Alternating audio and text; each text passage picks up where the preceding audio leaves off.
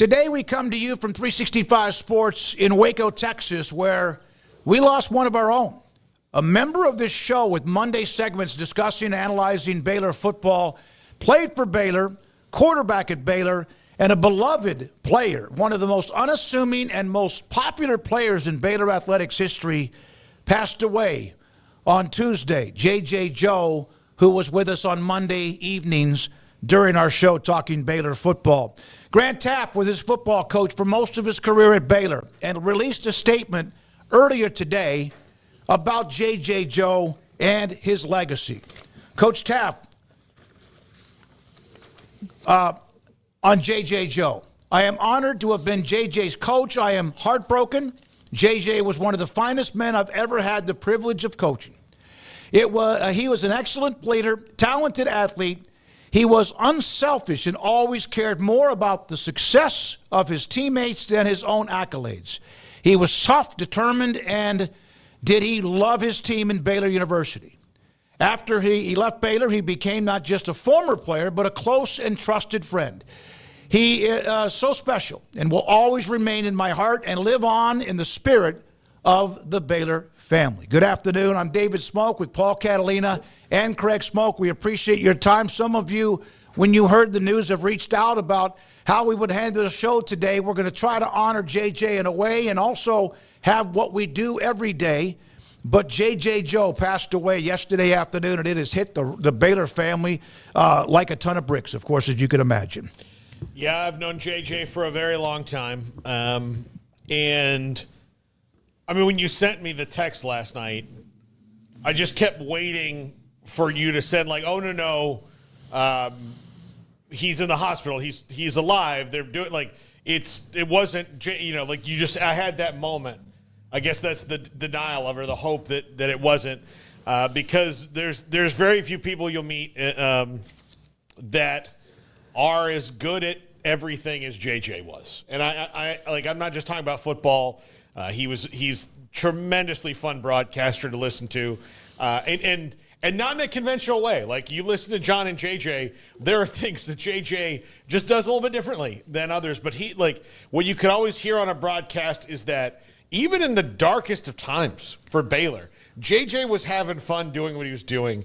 And JJ was fun to be in rooms with because he had a light about him, as a husband, a father, a brother, a son, like whatever you want to say. JJ was the best that he could be at all of that. And I know he was a fantastic friend to me. He was a fantastic friend to this show. We always loved having him on. His smile and his laugh. I mean, these do sound like platitudes, but genuinely with JJ, I'll always remember that big smile, how he laughed, and the way that he just approached things with such enthusiasm and joy. And the world is a sadder place with that JJ Joe in it, that's for sure. Yeah, I mean, when I came to Waco a little over 10 years ago, there were certain people that opened their arms and made the transition a bit easier. You don't know how you're going to fit in or be welcomed in and things like that. And JJ was one of those former players who I knew was also involved in broadcasting, so kind of looked at him as somebody who mattered and I'd want to get to know, and he made that very easy and took the steps to make that seamless. And I will always thank him for just being as welcoming as he was and making me feel comfortable and making me feel like I was a part of, the coverage and a part of the extended Baylor family, so to speak, although not being a graduate or a player in his case, somebody so involved and remained so involved throughout my time here. I will forever have memories of hearing his voice in the booth with John Morris and some of the classic calls they had, some of the crazy moments they had. It was fun to listen to those guys and listen to the post game once we'd get done with Dave Aranda's press conference and get back in the car and start to try to leave the stadium and get to listen to a little bit of those guys and hear their thoughts, good, bad, ugly, or otherwise. I always appreciated what JJ had to say, regardless of what the result was. And when I got that text last night, I mean, it was completely out of the blue, obviously. This was not on anybody's radar whatsoever that I'm aware of, at least. It wasn't as like there was some prolonged illness and you're just kind of waiting for that moment. This was completely out of the blue. And after kind of just letting it sit there for a second and go, whoa, this is real. My heart just shattered into 1,000 pieces for his loved ones, because I can't imagine what they must be feeling, what they must be going through. And that's a lot of people, because that's not only, his family, but it's all the other friends and others he touched throughout his life. And so that's a mighty long list. That's a big group of people who are very sad today. And I don't know what the equivalent would be, but sometimes you see like Iowa State legend passes away at age whatever, or West Virginia legend, and you kind of go, okay, and you maybe know a little bit about them depending on their career. I'll just tell the people out there that don't know, this is like the biggest kick in the gut for the Baylor family. Like this is really just a horrible day. And so to see everybody kind of giving their memories and their thoughts, all of them so positive and so good to see in this moment. It's been a beautiful thing, but you just hate that what it as a result of is talking about such a sad and sudden passing. So JJ, man, thanks for everything. And a lot of people miss you, brother. Already. So I can't wait to see, what others have to say. But I think it'll all be kind of the similar tone of, man, thanks. You were great. You're a pal. You're great. Whatever, fill in the blank. But yeah, I'll definitely have a warm place in my heart for him. And I'm just so sad, man. I really am so sad for his family, for his loved ones. And I know they'll have a lot of people wrapping their arms around them, and I'm sure that they'll need it. So if you have that in your heart, whatever it is you believe in, positive wishes, prayers, whatever, please send them his direction, his family's direction, and even Baylor's direction, because there's a lot of people that are aching today. We have a text line that we don't use as much, but we have it, and it's 254-339-1122.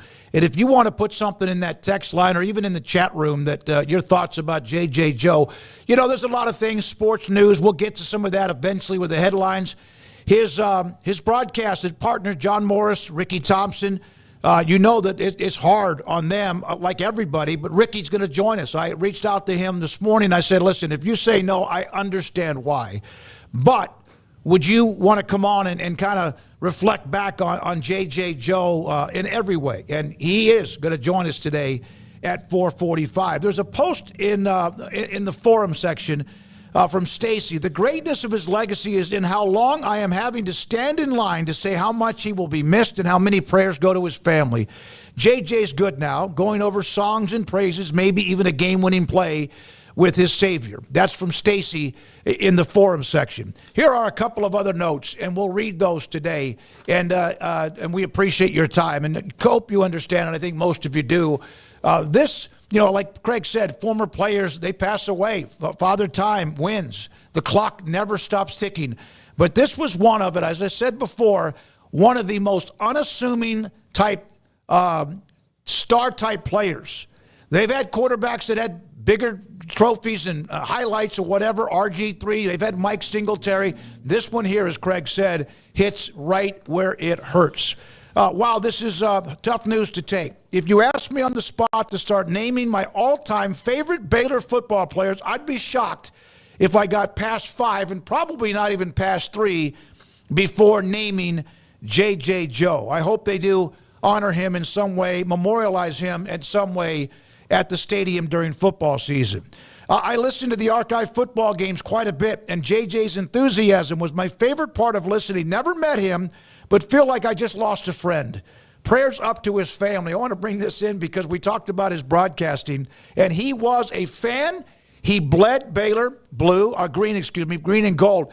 But he also had that knack on the Oklahoma game in 2011 when RG3 Griffin III threw the touchdown to Terrence Williams, and JJ called the touchdown before Terrence Williams caught the touchdown, which is a no-no in broadcasting, but not when you're J.J. Joe. He would do that.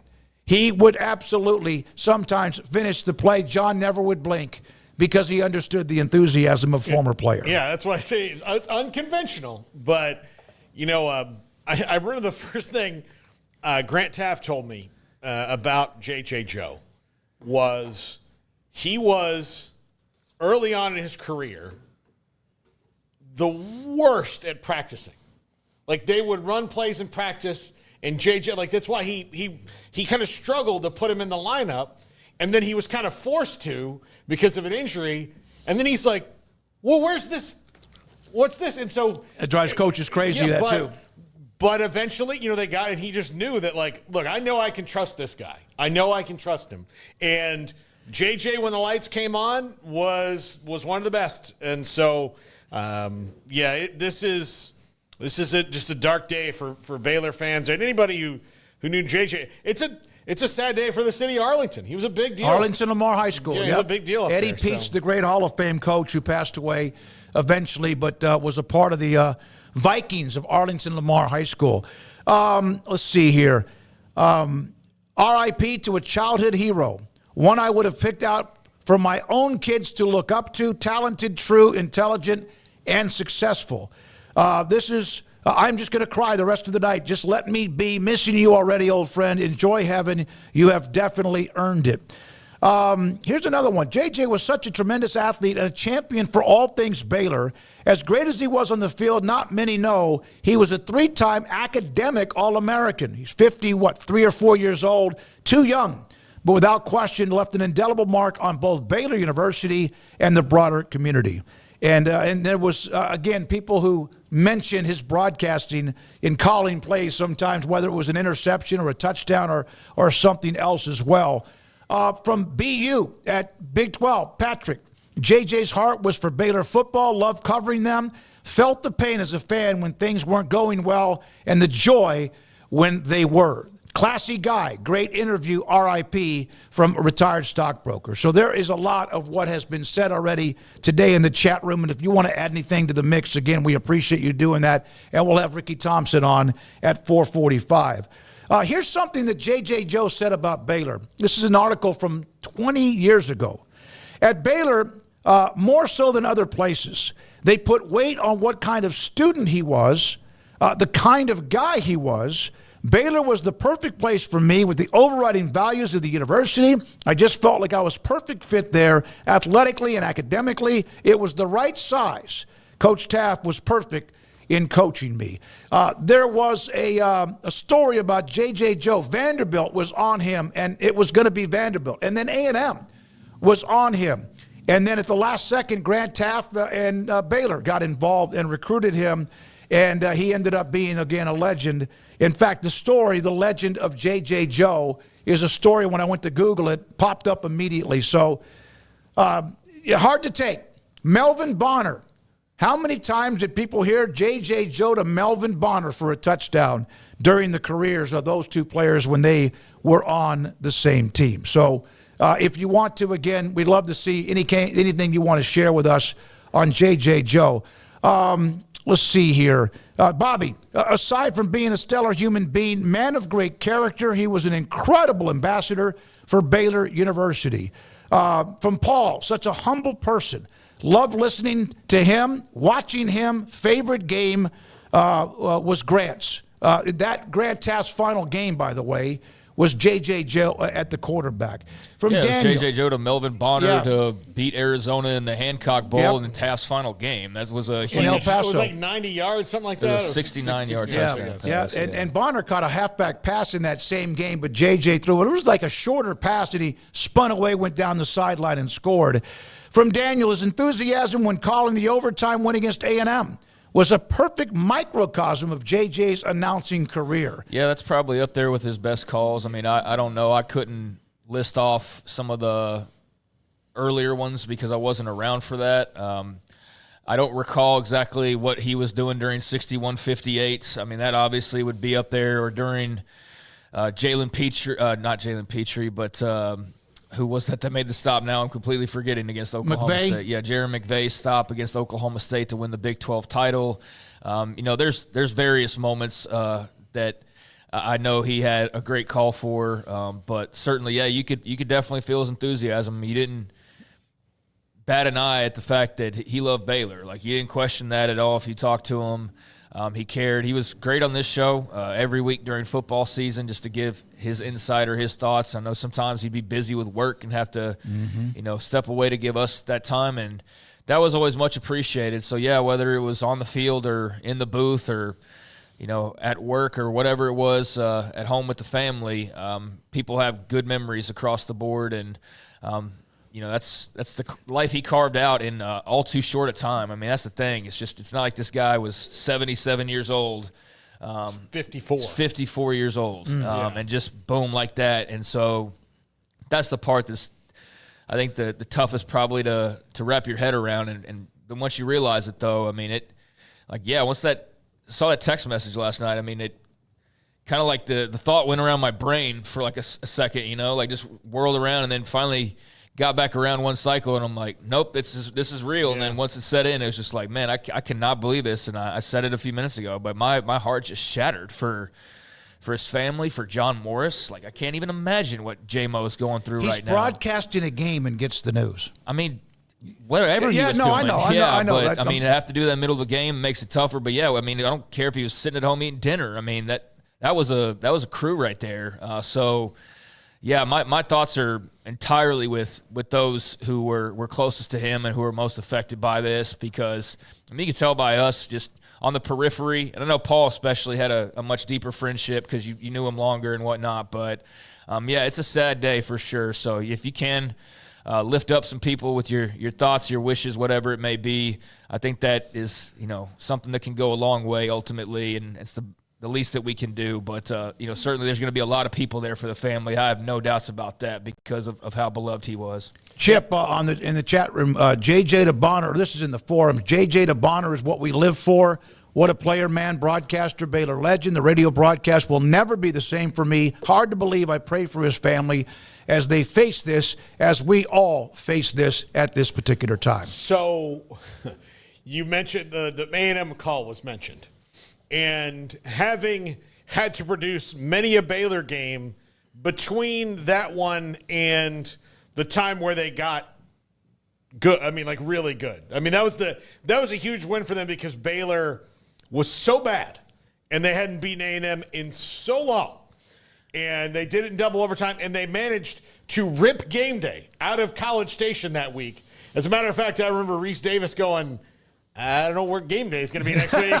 Like after watching the highlight of it, but here was John was so excited he just went, he calls the play and then he's just like like he just yells. Yep. And JJ was the same way. They were so excited, and I've heard it.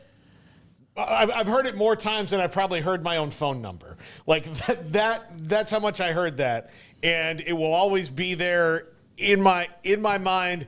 And then there was a call that they put on the outgoing highlight reel when they were signing off of football games. That was a Texas Tech call that it was just John making the call and JJ like going, ooh, or something like that. And that is maybe the indelible call memory I'll have of him forever doing that. And again, I'm just totally heartbroken that I won't get to see him or talk to him or, and I'm way low down on that list when it comes to JJ friends. There's people like I would really like to send a text to John Morris today, but I think I need to wait a little time because he's just probably overwhelmed. I can't imagine what it feels like, and we'll talk to Ricky later. Like those three have been a lot of places together for a long time. He was once a fourth-string quarterback and then got forced into playing because of an injury or two. And eventually, in a game against Texas Tech, he came in, hit 4 of 7 passes for 77 yards, engineered drives of 80 and 54 yards to get a win for Baylor.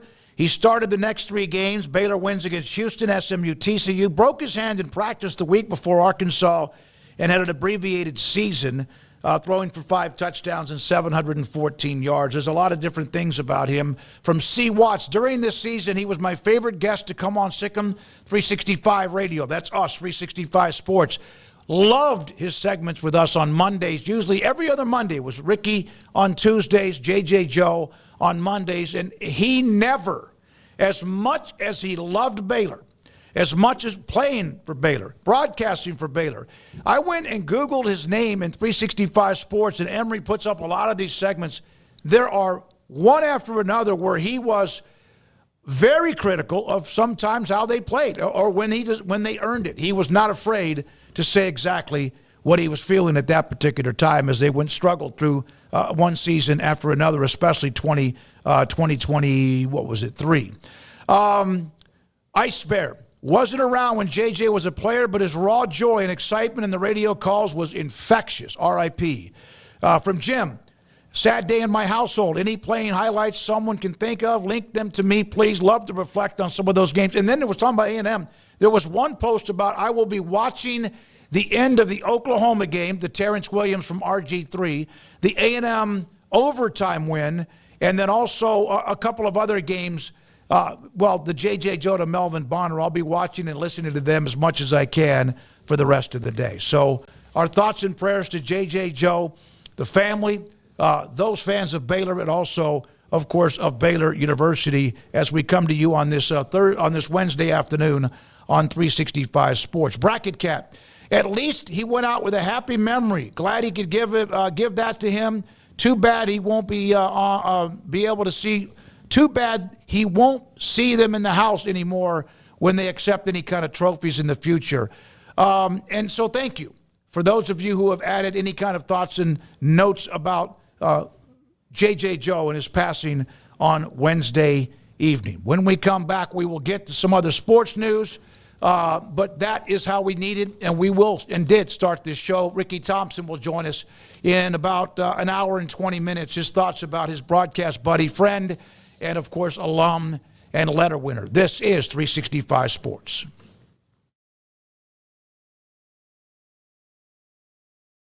Book month at Allen Samuels in Waco. Right now, drive home a 2025 Ram 1500 Laramie Crew Cab or Ram Lone Star Crew Cab, both with massive $15,000 off MSRP. Looking for unbeatable value? Drive home a Ram 1500 Tradesman Quad Cab starting at just $35,995 or upgrade to a Tradesman Crew Cab for only $37,995. These deals won't last long. Hurry to Allen Samuels today. Come by. Let's be friends.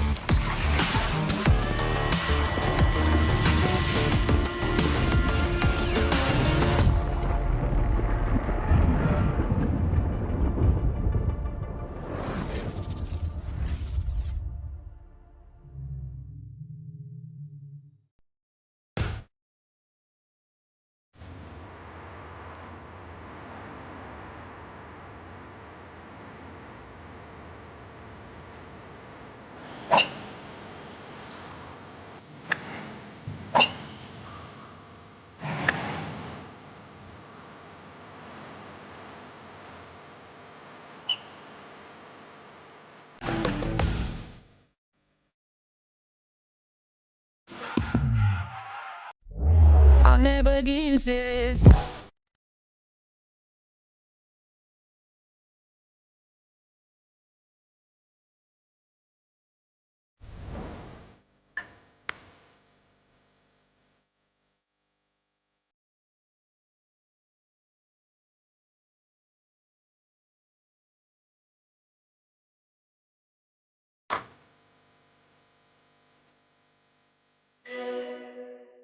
If you want quality and personalized service for all your air conditioning and heating needs, call Tradesman Services. They're a family-owned and operated company that has served Texans for over 30 years.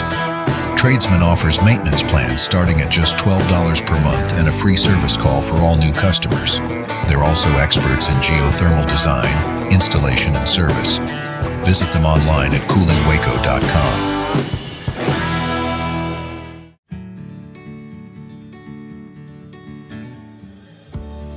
Whatever it is you wrangle, whatever seeds you sow, no matter what you nurture or what you choose to grow, at Texas Farm Bureau Insurance, we're proud to protect all Texans.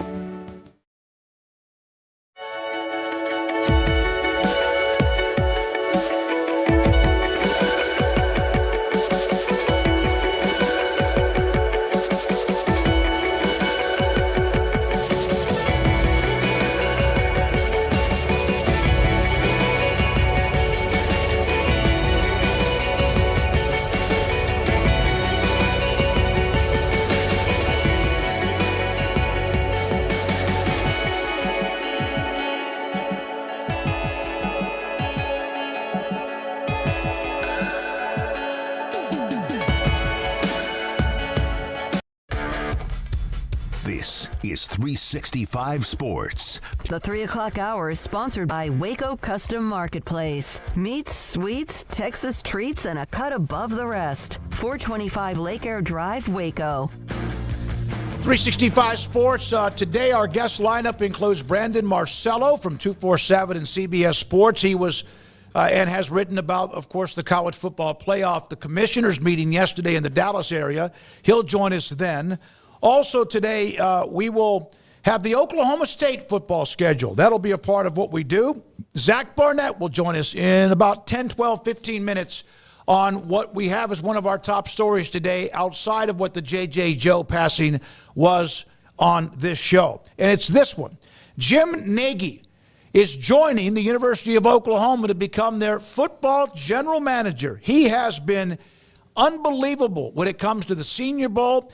He had interviewed for general manager jobs in the NFL, known for having an eye for talent, which a lot of people do, but he was also known for being able to find diamonds in the rough. Now, Oklahoma needs them too. They get the blue chips, or sometimes they do, but Jim Nagy is joining the Oklahoma football staff as their general manager. Yeah, I think he's a little overqualified, to be quite honest with you, for this gig. Not that he shouldn't have it. This is a big boy home run hire for Brent Venables when it comes to evaluating talent, bringing guys in. I think it's going to be a revelation in the portal for them, for sure. I think that, this is big time. You add this with Ben Arbuckle and some changing offensive philosophy in the offseason. Craig, I'll let you talk about it way longer than I will. I just think this is a really good idea. Yeah, I mean, it's a great hire on paper. I think it's exciting, the moves that they're making, and Lord knows they need to. They have to. Brent Venables' job's on the line. They've got to get it right. They don't have more time to burn and just kind of cycle in place. They've got to be better than just a team hoping to make a bowl game. They expect to compete in the SEC, and this is the type of move that shows that you are invested in doing just that. Not sure what his motivation was other than just, a new challenge, like you said, probably a little bit overqualified, but I'm also curious of kind of how his expertise carries over into what's actually going on, because it's one thing to be able to spot talents, another thing to be able to, put together a roster and put together, the money part of it and all of the different things that will come with this job. But I feel like it's deja vu, because a couple of weeks ago we were talking about, I guess it was maybe Notre Dame and their pursuit of James Blanchard. And I commented on not really wanting to necessarily be a fan of GMs and talking about all that much, but it's going to be impossible not to, because everybody's going to have one, and they're going to be front and center, and they're going to be just as much a part of the formula as the head coach or the assistants in some ways. So, yeah, that's a big swing at the plate for Oklahoma. Glad to see it. I know that there are big expectations with that program, and it was a bit of a blow to the ego this year, just some of the shots they took.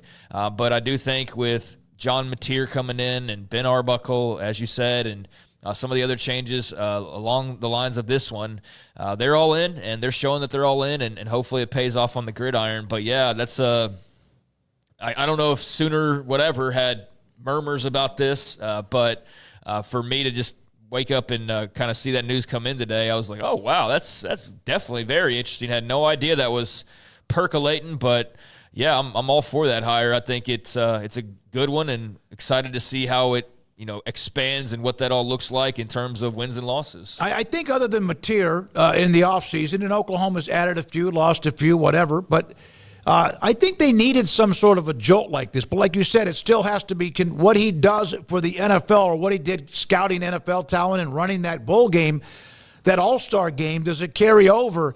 When you go to the Combine this week, there's players there. Players are doing interviews all over the place. But the guys who are also very much front and center that the media wants to talk to, with the occasional owner who, of course, wants to be the general manager, or is, and Jerry and a couple of others, it's the GMs. That's who people want to hear from about their plans of what they're going to do in the offseason. Well, clearly knows about talent. I mean, to run the Senior Bowl and to grab all of the best players, or as many of the best players you possibly can, to play in your game and basically spend a week with NFL folks and attempt to raise their draft stock and get some exposure on these guys. I mean, he knows all about that side of it, so he knows what the NFL is looking for. He knows just what football minds are looking for. So that ought to prove beneficial. I don't know, how it works and your hopes to retain guys and where all his expertise comes in there, but he knows talent. There's no doubt about that. He's obviously got great relationships. You wouldn't be in the spot that he was in if you didn't. Probably knows the top guy at every single franchise in the NFL. All the NFL stuff's good, though, but, how does it translate to winning games in college football is what I'm mostly worried about, ultimately most worried about. But I do think this is a step towards, just raising your game alongside those who are doing similar and trying to be as ahead of the curve or at the front of the curve as you possibly can be. And I think there's probably a lot of people, if they were like me and didn't really see the smoke rising, and I don't know how much smoke there was to this, like I said, but if they're like me, then they were kind of taken aback in a good way of like, oh, wow, that's definitely an interesting move there. And for Oklahoma, because I'm not ingrained in message board culture anymore and I don't stay on social media for very long at all other than spurts here and there, I don't know what the general vibe is around them right now. For me, it's a little bit more on the negative side. I kind of went into last year, as you all well know, not the most optimistic about their transition to the SEC. Not necessarily for the next 10 years or 20 years, but just initially. I didn't feel like it was going to be the program that was sitting there at the end of most Big 12 seasons playing for and winning the title. I didn't think that was going to translate exactly, and it obviously didn't. But I think it was even a little bit worse than some people expected. And is that the new normal? That's the big question. Part of me feels like it might be. There's another part of me when I see things like this that I go, well, they're not going to just sit down and take it. Like, they're going to be Oklahoma. And Oklahoma has, whether it's the 50s, 60s, so on, I mean, they've had their little, fall downs where they've had little stretches where football hasn't been that good, but for the most part, they've been as consistent and as successful as any program in America. So they're gonna do whatever they can to be the best, and this is a sign towards that, which is what you expect, what you hope for, and again, does it all translate? That's ultimately what we'll see, but it won't be for a lack of trying. Max Olson had this comment about the hiring of Jim Nagy with Oklahoma, put this up, and part of what he said, that's a big-time move by Brent Venables. And OU, fair to say, Nagy is overqualified. Paul, you mentioned that for a college GM role. Scouting expertise, contacts will help a ton, and especially with the portal recruiting, which is something, of course, that's a critical deal. He was a part of staffs with Washington, Kansas City, Seattle, and also the Patriots. Teams that he was a part of in front offices, played in 6 Super Bowls, won 4 of them. A graduate of the University of Michigan. So there we are with Jim Nagy headed to Oklahoma. We'll have Zach Barnett, footballscoop.com, his thoughts about what OU's doing in there. It's kind of interesting to say this in the college game, their front office. Whenever you said front office up until maybe a couple of years ago, that was going to be some sort of pro football team. Yeah, I can go GM. I don't know how much farther I'm going to go with wanting to really know and talk about. I mean, we don't talk about NFL guys like that. You know what I mean? So no, we don't. We get to the GM and we kind of stop there, and the owner, although I guess that would be the president in this case, is how you would mix that into college football conversation. But yeah, I don't know how much farther in depth we want to continue to go, like the assistant to the general manager, but the GM is that role that is here to stay, and you're seeing some at least notable or big names being attached to a lot of these jobs. So this is definitely one that qualifies as a big one, and we'll see with Oklahoma in year 2 in the SEC. I think there's a lot of questions about just the present and the future and how all this works for them ultimately in the end. It was a move that we all know you had to make, right? You had to do it because of the money and obviously just the prestige of being in the SEC. Like, nobody else is going to turn that down. Nobody in the Big 12 right now would turn down that invitation. Not a single one of them. Nope. Even if hey, you're going 0-12 for like the next 5, but you're going to make $1 billion. Okay, we'll sign up for that and we'll get it in order in year 6 or whatever. But it did come with some growing pains and a little bit of a curve compared to what you were used to of just pretty much being in the Big 12 race nearly every single year. So, yeah, I'm excited, but also cautiously optimistic at that for 2025. We have seen many programs who are not going to have a spring game and how they're going to kind of protect even watching of practices. So this is great Cole Kublik from ESPN put out a note earlier today on Twitter about, so what are your thoughts? Do you like spring games? And John Sumrall, as a matter of fact, I do. And so there we are with Tulane. I love this. And whether he was somewhere else, would he still feel this way? Probably. But Tulane football will go on with their 2025 game. We're not going to do a checklist of 130 whatever amount of FBS programs or others FCS programs, but I just kind of loved he's got that edge to him, and I enjoyed that. They'll have theirs in the middle of April. Yeah, John Sumrall back for year 2 in spite of, I'm sure, a bunch of programs wanting him to interview for their job. And we'll see how long he can stay there. But, yeah, he's doing it the way that he wants to do it and have a spring game. So good for him. Blow it out. Look, it's New Orleans. Have a blast. Yeah, I mean, do whatever works for you. There's no mandate. So if it works for you that you are better off having a spring game, then by all means. And maybe for Tulane, being a smaller program, it's a better idea for them to have more of an event type of thing for recruits or for just fans in general. So not going to question his judgment. He's a coach that's very much on the rise, and we're going to be hearing about for years to come. And I kind of like that they're doing, I guess, something that was traditional but now is considered different by having a spring game. So, yeah, that's cool. Good for Tulane's fans to have something to look forward to as well. We had Phil Snow in our studio during last football season. He was absolutely fabulous. We know him from his time in college in the pros.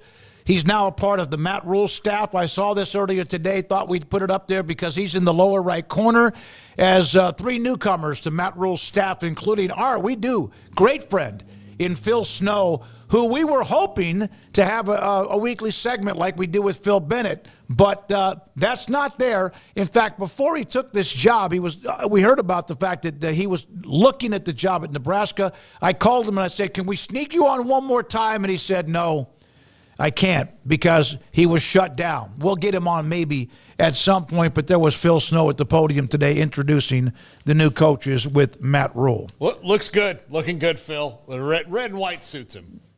I hope so. I sure hope so. I just love listening to him. Coach Bennett and others when they talk football. I mean, they'll be better, that's for sure. I don't know how much better they'll be, but they'll be better just by having Phil Snow in the offices, and not surprised that Matt Rule needed a little bit of help. Went to a longtime trusted confidant, mentor in Phil Snow. I mean, we saw that relationship here for many years, or I don't know if is many too long for yeah, 3, when it comes to that, a cup of coffee. I don't know however you want to categorize it, but I always enjoyed Phil Snow, enjoyed when he was here with us, and that would have been a hell of a segment every week. But understand that football calls, and you've only got so many years you can still keep doing it. So a guy who loves football, not surprised to see him back coaching football and where he belongs. You know, he's smart to do it in year 3 of Rule. That's the good year. Yeah, you hope so. That's the good year. It's usually 1-11. Was it 1-11, 7-6, and then 10-3 or 11-3, losing to Georgia in the Sugar Bowl. We'll have much more. The problem with Matt Rule is that you've never seen a year 4, really. I mean, that's where we saw it get cut off at Temple, and then we saw it get cut off at Baylor. And so it's like, yeah, you can build it up, but then, like, what happens after that? We don't know. We haven't seen it. So, yeah, this is a year 3. You'd expect them to take a big step up. Got to, a bowl game last year, and that was a big deal, a big box that you checked off the to-do list. So that felt good. You get that monkey off your back in terms of we got to make a bowl game, But now it's like, all right, now you've made a bowl game. Now you got to go win bowl game. At bare minimum, you're in a bowl game. Now you got to win one. You got to compete for the Big Ten, which is easier said than done, obviously, as we saw the reigning national champion and how talented they were this past season and the past 2 seasons, the reigning national champions from that league. So, I'm excited to see it, but it's also, like what lies beyond this, because we haven't seen it before, which is going to be interesting. He also never got to year 4 in Carolina either, because things did not go well there at all. I think he might have been at Temple for 4 years. I think he was at Temple for that long, but I mean, I don't know how many of us were honestly paying attention to that. When his name was brought up during that search, and then when it came out, I was like, I didn't quite know exactly much about him. So 4 years at Temple, that was what he left at. He left at 4 years, 3 years at Baylor. Obviously, you had 3 years at Carolina, 2 years. Yeah. 3 years at Carolina, 2 years at Nebraska. So, yeah, he's been at one place of the 4 jobs for a 4th year, just that one time at Temple. So, yeah, we'll see how year 3 goes. But he was 10-4 at Temple in year 3, 7-1 in the league, won the league, 11-3, 8-1 in the league, finished 2nd in the league, lost to Oklahoma in a classic in 2019 in his 3rd year with Baylor, and then lost to Georgia. So 7-6 last year. That lines up, which if it translates the way that it has, they should win double-digit games. Stop. Year 3. No, you're right. Year 2 exactly at Temple, right. 6-6 to 10-4. Year 2 to year 3 at Baylor, 7-6 to 11-3. I mean, Carolina, we're not going to count because we won't do that to them. But year 2 at Nebraska, 7-6. It should be 10 or 11 wins if the pattern holds. It's a builder. Some guys are good at building, but can they sustain it and then get to that next level? He did, but then again moved on. When we come back, we're going to keep it here. Okay. There's a couple of other notes we'll tell you about with that yesterday, that meeting, the College Football Playoff Commissioners. We'll get to that a little bit with some quotes from Rich Clark, who's the executive director of the College Football Playoff, and a note or two as well when it comes to men's basketball in the Big 12. We'll have that. We're now joined by Zach Barnett, footballscoop.com, here on 365 Sports. Zach, thank you very much for your time. So what are your thoughts on the Jim Nagy headed to Oklahoma and what Brent Venables and the Sooners are trying to do? A lot of thoughts. First of all, I can't imagine Oklahoma making a better hire for this role than Jim Nagy. I mean, he's been an NFL scouting college players for 25 years now. He was a scout for 5 different teams until he took over the Senior Bowl in 2018. And then now he's made a living evaluating college football players, looking at your LSUs, your Georgias, your Ohio States, and then also looking at your Tarletons and Eastern Washington and finding players that can play on the same field. So this is a guy who has a very trained eye when it comes to this sort of thing, knows probably everyone when it comes to talent procurement and evaluation in the NFL level, at the college level. I really think this was a hire that if you told me they could get this guy, I would have said that's off the board. So it's more than a home run hire from that respect. Zach, portal-wise, I think this is like even so much more than high school recruiting, because by the time most of these guys are in the portal, Jim Nagy's already done all his work on them, right? Yeah. And I think certainly he keeps an eye on draft eligible players. I think the recruiting aspect of it will be new to him, but from what I understand, he'll hire some people under him that will he'll have an assistant GM. He'll have a director of high school recruiting. He'll have a director of, college personnel. So this is more than just getting Jim Nagy. It's getting his contacts that you can go up and fill out your staff. He's going to be a recruiting asset when Oklahoma goes after portal players and after high school players.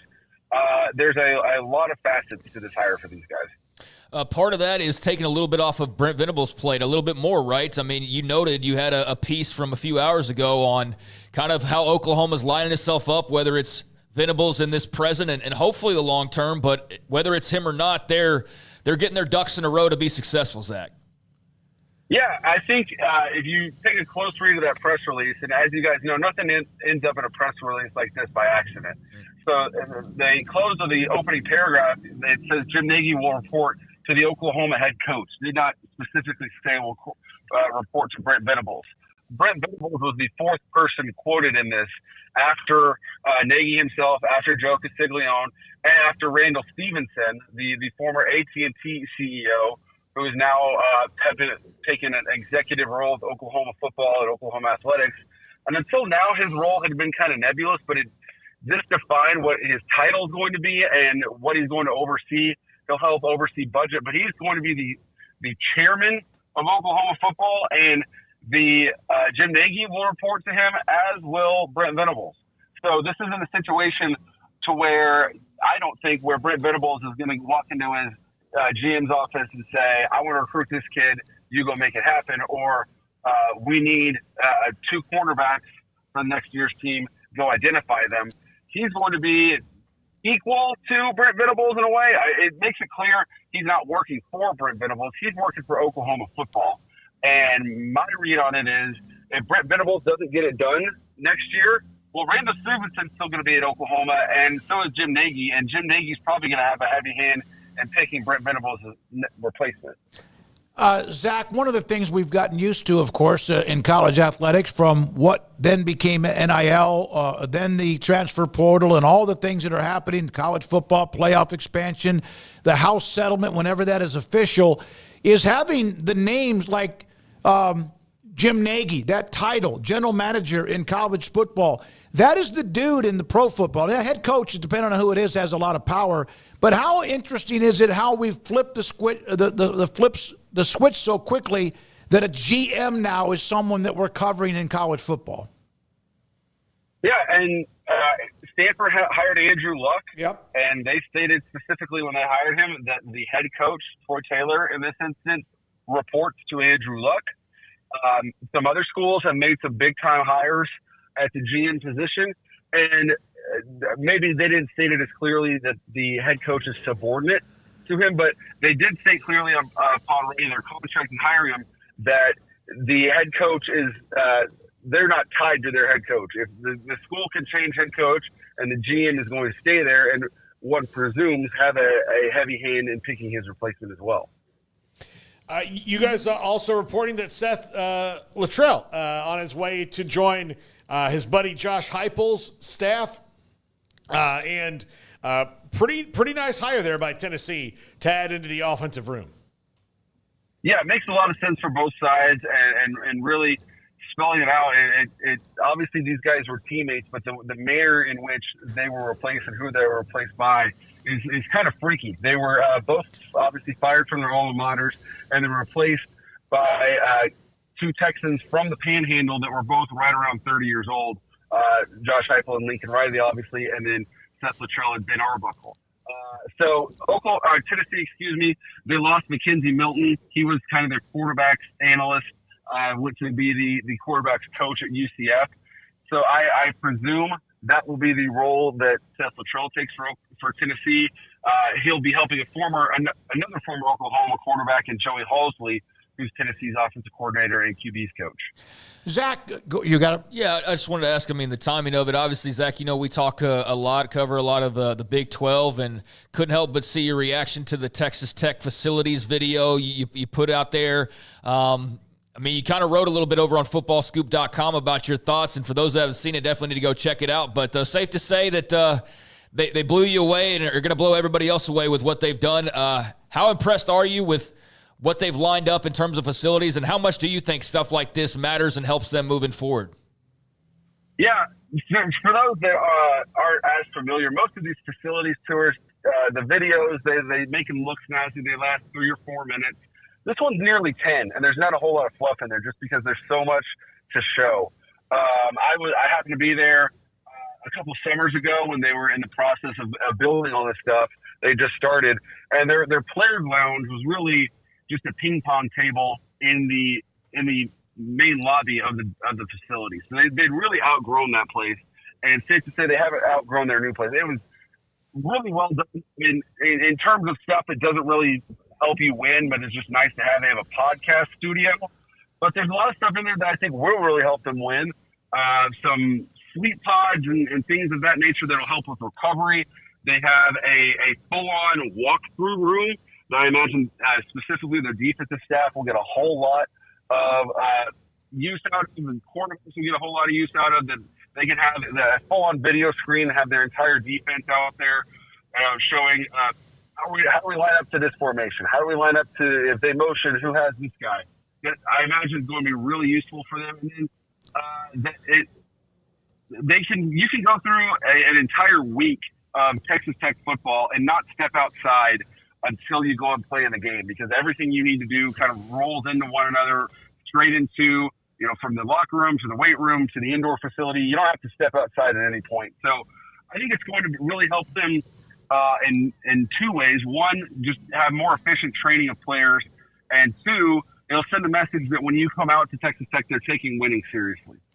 Zach, there's 130-plus teams in FBS, so I'm not asking you to be able to just, recite them off the top of your head. But In fact, Texas Tech, they had coaching changes. Dave Aranda with a couple more defensive staff changes, including Paul Gonzalez. We've seen and discussed what's going on with Oklahoma, maybe at the higher level.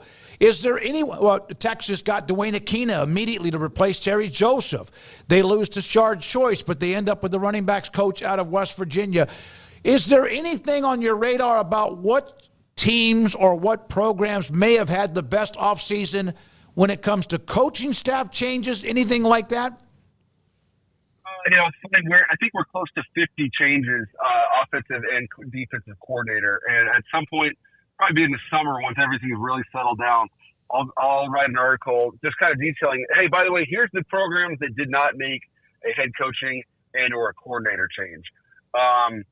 But the program that I think has done the best job of leveling up, setting aside the head coaching changes, among the programs that brought back their head coach that I think have made the best chance at leveling up, I think one, you have to put Oklahoma on the list. A lot of it depends on how much faith you have in Ben Arbuckle.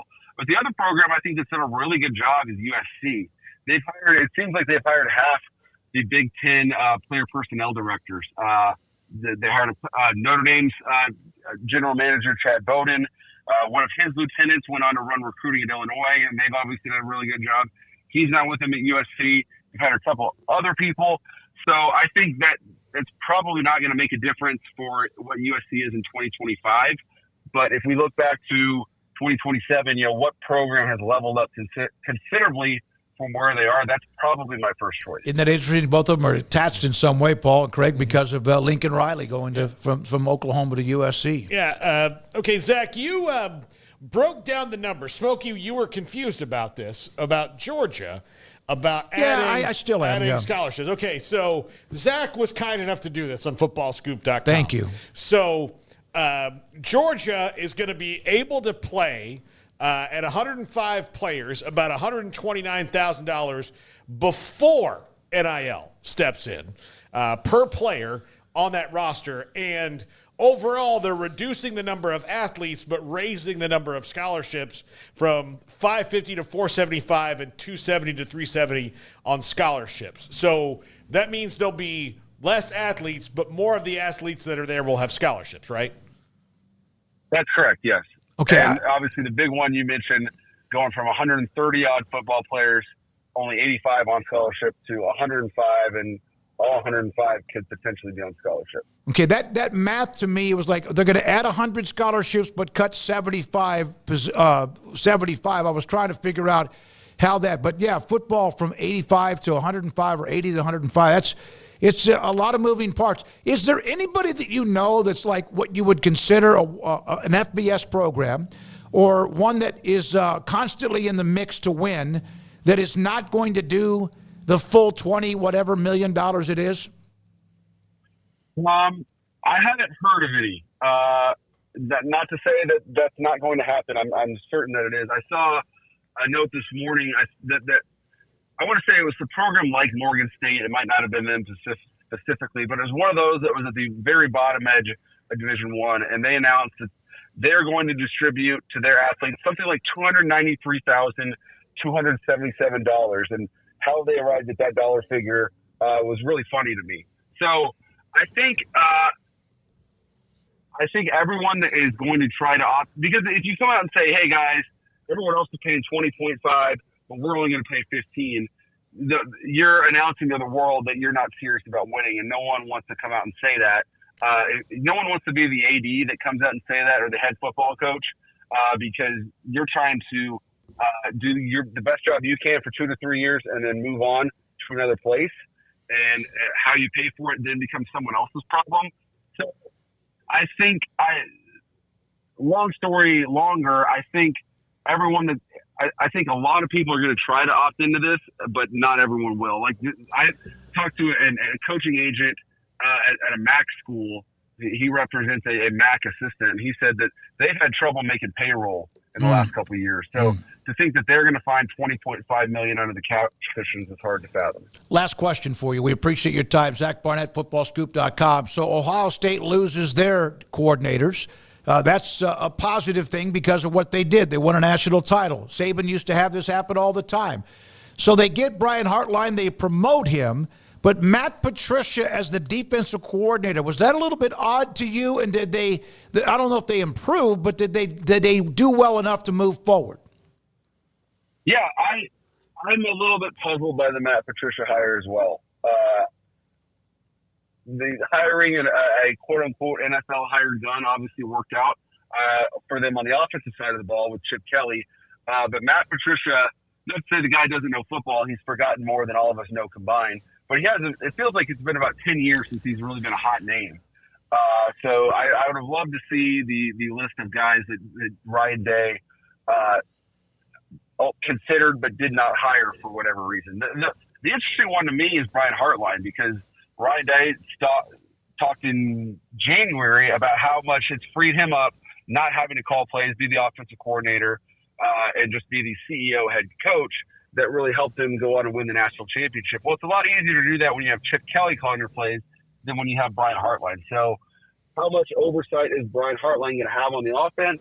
That's a question for me to follow going into 2025. Thank you, man. Appreciate you jumping on. Zach Barnett, his thoughts about Oklahoma beefing up the top level of their football program with Jim Nagy, who ran the Senior Bowl for quite some time with NFL experience also within franchises, and also the other coaching changes and other changes going on in college football. Coming up next, Brandon Marcello, CBS Sports and 247.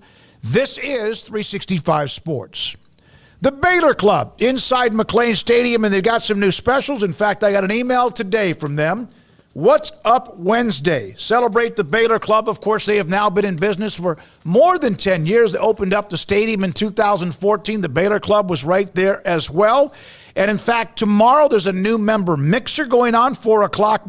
Member Appreciation Social Hour inside the Baylor Club at 4:30 featuring Jared Poole. So if you are interested in becoming a member of the Baylor Club, that opportunity is there tomorrow at 4 o'clock. And if you are a member, the mixture that follows soon after that time. There's, of course, graduation celebrations going on. And if you want to find a place that can host any kind of a graduation party, they have that available whether you're a member or not. And also, don't forget, if your business strategy is sliding into someone's DMs and hoping to respond, you're basically just speed dating in a suit. Business doesn't happen through messages. It happens in person. The Baylor Club, Waco's premier social club inside McLean Stadium, instead, make connections face-to-face. They have particular rooms in which you can have business meetings or even group meetings, symposiums, banquets, much more. The Baylor Club. Right now, join in February, get a $100 club certificate, and also be a chance for you to grow your business. Call the number 254-710-8080. Contact them on Facebook or just drop by the stadium. Mike Mosel, the general manager, and tell them, mention you're a Sikkim 365 viewer. Camille Johnson Realtors guide you seamlessly through the process of buying your dream home or selling your current one. Commercial, farm and ranch, or residential, Camille Johnson Realtors can smoothly and successfully lead you through any transaction. With a team of 28 experienced agents who are excited about serving you, Camille Johnson Realtors services the entire greater Waco area. If you're in the market to buy or sell, contact Camille Johnson Realtors, 104 Midway Center in Woodway, or find them online at www.camillejohnson.com. Camille Johnson Realtors, elegant, charming, warm. Welcome home. Pizza, burgers, and Bears football. There's no place around Waco that serves them all other than Bubba's 33. Come show your green and gold and enjoy some of Waco's best food and beverages while watching your favorite team, the Bears. When real Bears fans get hungry, Bubba's 33 is the #1 spot for ice-cold drinks, hand-stretched, stone-baked pizzas, and bacon-infused burgers. Join us for indoor or patio dining. Bubba's 33, Waco's restaurant and proud supporter of Baylor Bears football. Sick 'em, Bears. Don Humidor, your home with a 48-foot walk-in humidor with the elite cigar brands from around the world, including the #1 cigar of the year, Aging Room Cuatro Nicaragua. Plus, they have the great brands like Macanudo and Artur Fuente, Rocky Patel, Aston, and so much more. CBD, great for sore muscles, aches and pains, sleep, Vita Dreams, and anxiety, mild depression, general health and wellness. Their staff very knowledgeable on the subject. Don Humidor in the Townwest Shopping Center off Valley Mills in Waco. Ready to take your business to the next level? Carrion Solutions has got you covered.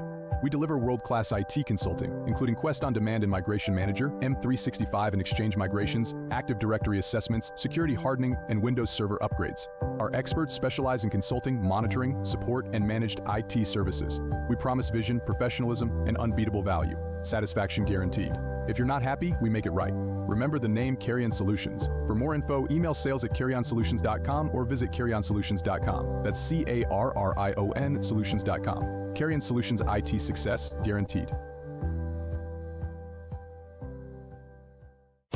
At Ideal MRI, we feel blessed to be part of the Waco community. We're a small family business here in Central Texas. At times like this, the cost of healthcare has never been more important. And unfortunately, significant illnesses and injuries still occur. And that's why Ideal MRI is open and here to serve you through this difficult time. So if you need an MRI, ask your doctor about Ideal MRI. You can schedule online in minutes at idealmri.com or call 833-IDEAL-MRI.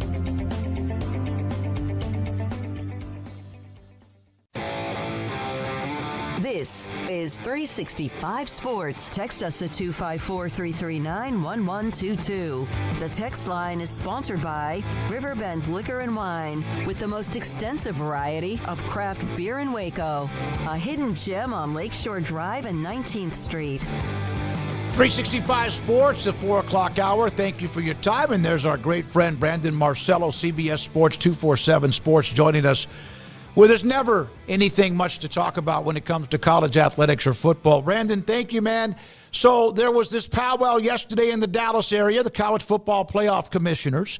A lot of talk leading up to it, but it didn't seem like much came out of it.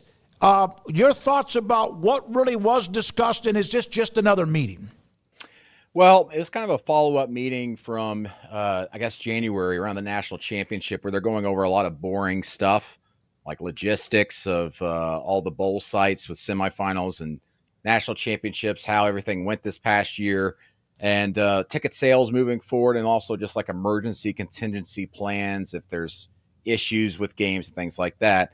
But of course, during that 8 or 9 hour or so meeting, they also discussed the format of the playoff, and specifically this upcoming season, the last year of this original contract with ESPN. And the Big Ten and SEC want to be able to make this a seeding straight kind of format. And by that, I mean they would get rid of the 4 highest ranked conference champions getting first round buys, and instead would just say whoever's 1 through 4 in the committee's rankings would end up getting the first round bye. No decision was made there. No vote was taken there. They needed to have a unanimous vote of approval to get this done for a 1-year term, because remember, another TV contract goes into effect for 6 years, starting with the 26th season. And with that, also the understanding with a new agreement among the board and the management committee that the SEC and Big Ten have the power to enact changes with the college football playoff, but only when doing so when there's good faith conversations about changes among the other FBS commissioners and Notre Dame's athletics director. These conversations will continue these next few months. They're scheduled to meet again, I believe, in April, and then potentially again in May. I know in May, the group that oversees the management committee, the board of managers, meets in May. And at that time, they're wanting to hear something about a plan for what 26 and beyond looks like. So here's what the timeline looks like to me in my eyes from talking to folks. It looks like they'll probably figure something out with this seeding, whether they go with that new format, probably sometime between now and May. And then sometime in May, I think we might actually have something in place as far as where they're heading with the 26 and beyond playoff format, whether they go to 14 teams. And of course, the big debate right now, whether they're going to give multi-automatic qualifiers to all the power conferences, starting with 4 for the Big Ten and 4 for the SEC. Where will this all go? Well, yesterday they did discuss some of the stuff for 26 and beyond, but nothing really in a big official capacity. They were just kind of throwing ideas around. The Big Ten and SEC and what they desire, which is those 4 automatic qualifiers, wasn't presented as an official proposal. Like, here's what we want and what we would like to see, and let's discuss this. My belief is that's going to come later down the road. This all leaked in the media here the last couple of weeks. We know even for the last year or so, the Big Ten and SEC had previously been kind of pushing behind the scenes the idea of having 3 automatic qualifiers from their conferences. Now it's been bumped up to 4. A lot of the commissioners outside these power conferences, especially, they're hoping that this is not necessarily an ultimatum because the SEC and Big Ten take over majority control of the voting power of everything starting in 26. They hope this is just a start for the negotiation process and they can work down from there. But right now, when we talk about the long-term plans for the playoff, expanding it and doing the multiple automatic qualifiers and even the seeding, there's some pushback on this from everybody outside those 2 power conferences. Why would any of the conferences outside of like them giving them more money capitulate this year at all? It doesn't seem to have any benefit, even though, yes, like in the sense of let's make the tournament better, but let's do this better has never been the mantra of the SEC or the Big Ten. It's always what benefits us. So why would anybody capitulate anything to them that they didn't have to, including next year if they don't have to do that in automatic qualifiers? Yeah, when we're talking about seeding, I think that's something that could definitely be put on the back burner and not even come into play for next season. Again, they could make this decision to just do the straight seeding format probably as late as August, as one commissioner told me. They could punt this down the road because it isn't like they're dealing with, well, we got to move bowl sites or anything like that. It's just we're going to change the format of the seeding process, so 1 through 12. I don't know where that's going to stand, if that's going to get approved or not, because that has to be unanimous among the 10 FBS conferences and Notre Dame's athletics director for that to be enacted. But starting in 2026, the SEC and Big Ten, if they really want to, they can strong arm this and just go, this is what it's going to be. We're going to do 4 automatic qualifiers for us. The ACC and Big 12, you get 2 each year, and then we'll give 1 to the highest ranked group of 5 champion and then 1 at large, and that'll be it. So in a lot of ways, they could sit in that boardroom for 2 or 3 meetings and listen to all the concerns and pushback from all the other conferences.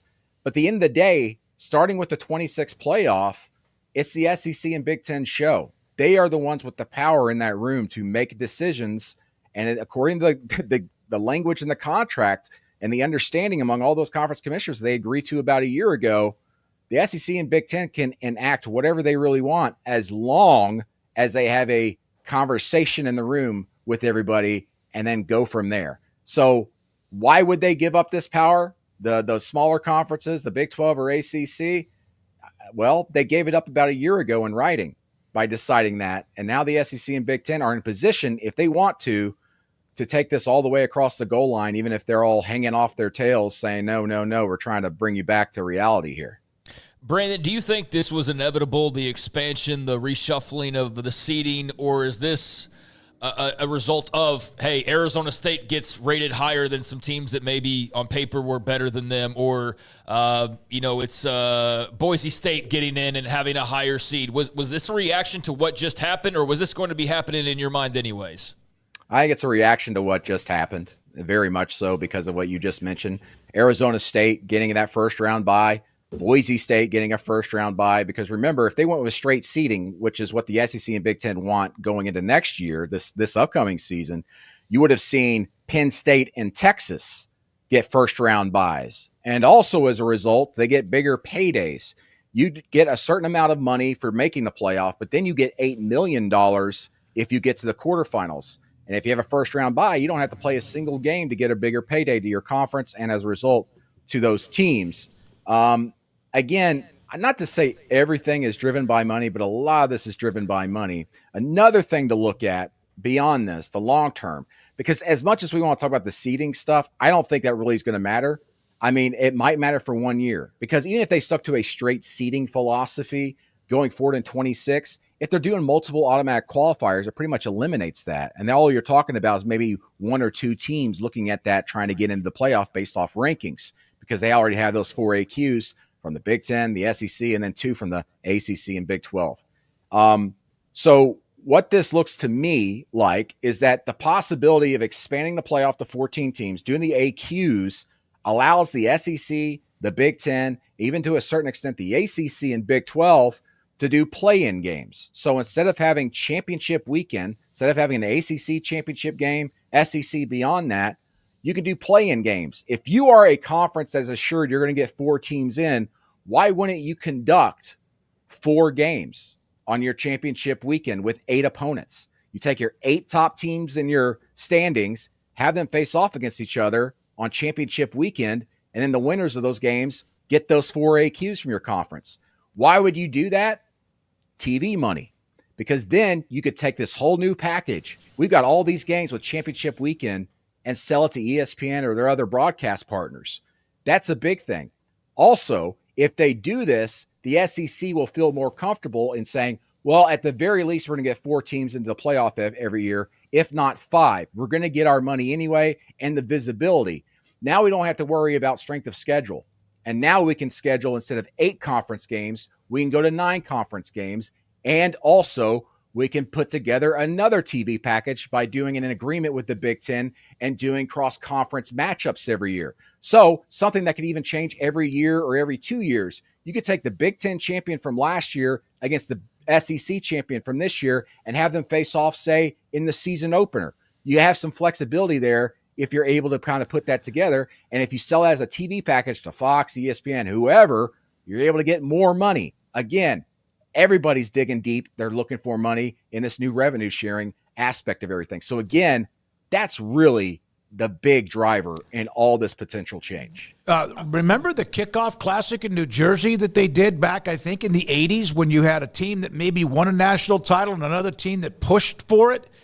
They played that game in August, at the end of August, to kick off the year, which is kind of what you were talking about, Big Ten and SEC.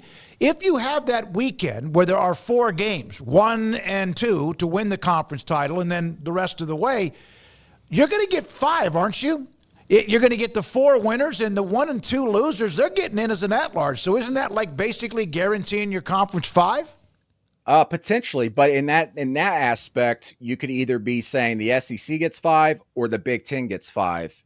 Both of them probably can't, because at this point, there's only a spot for 1 at large. You could also argue that the Big 12 could get 3 in, or the ACC could get 3 in. No conference is going to be able to get more than 1 beyond their commitment there, the 4 AQs, 3 or the 2 AQs at this point.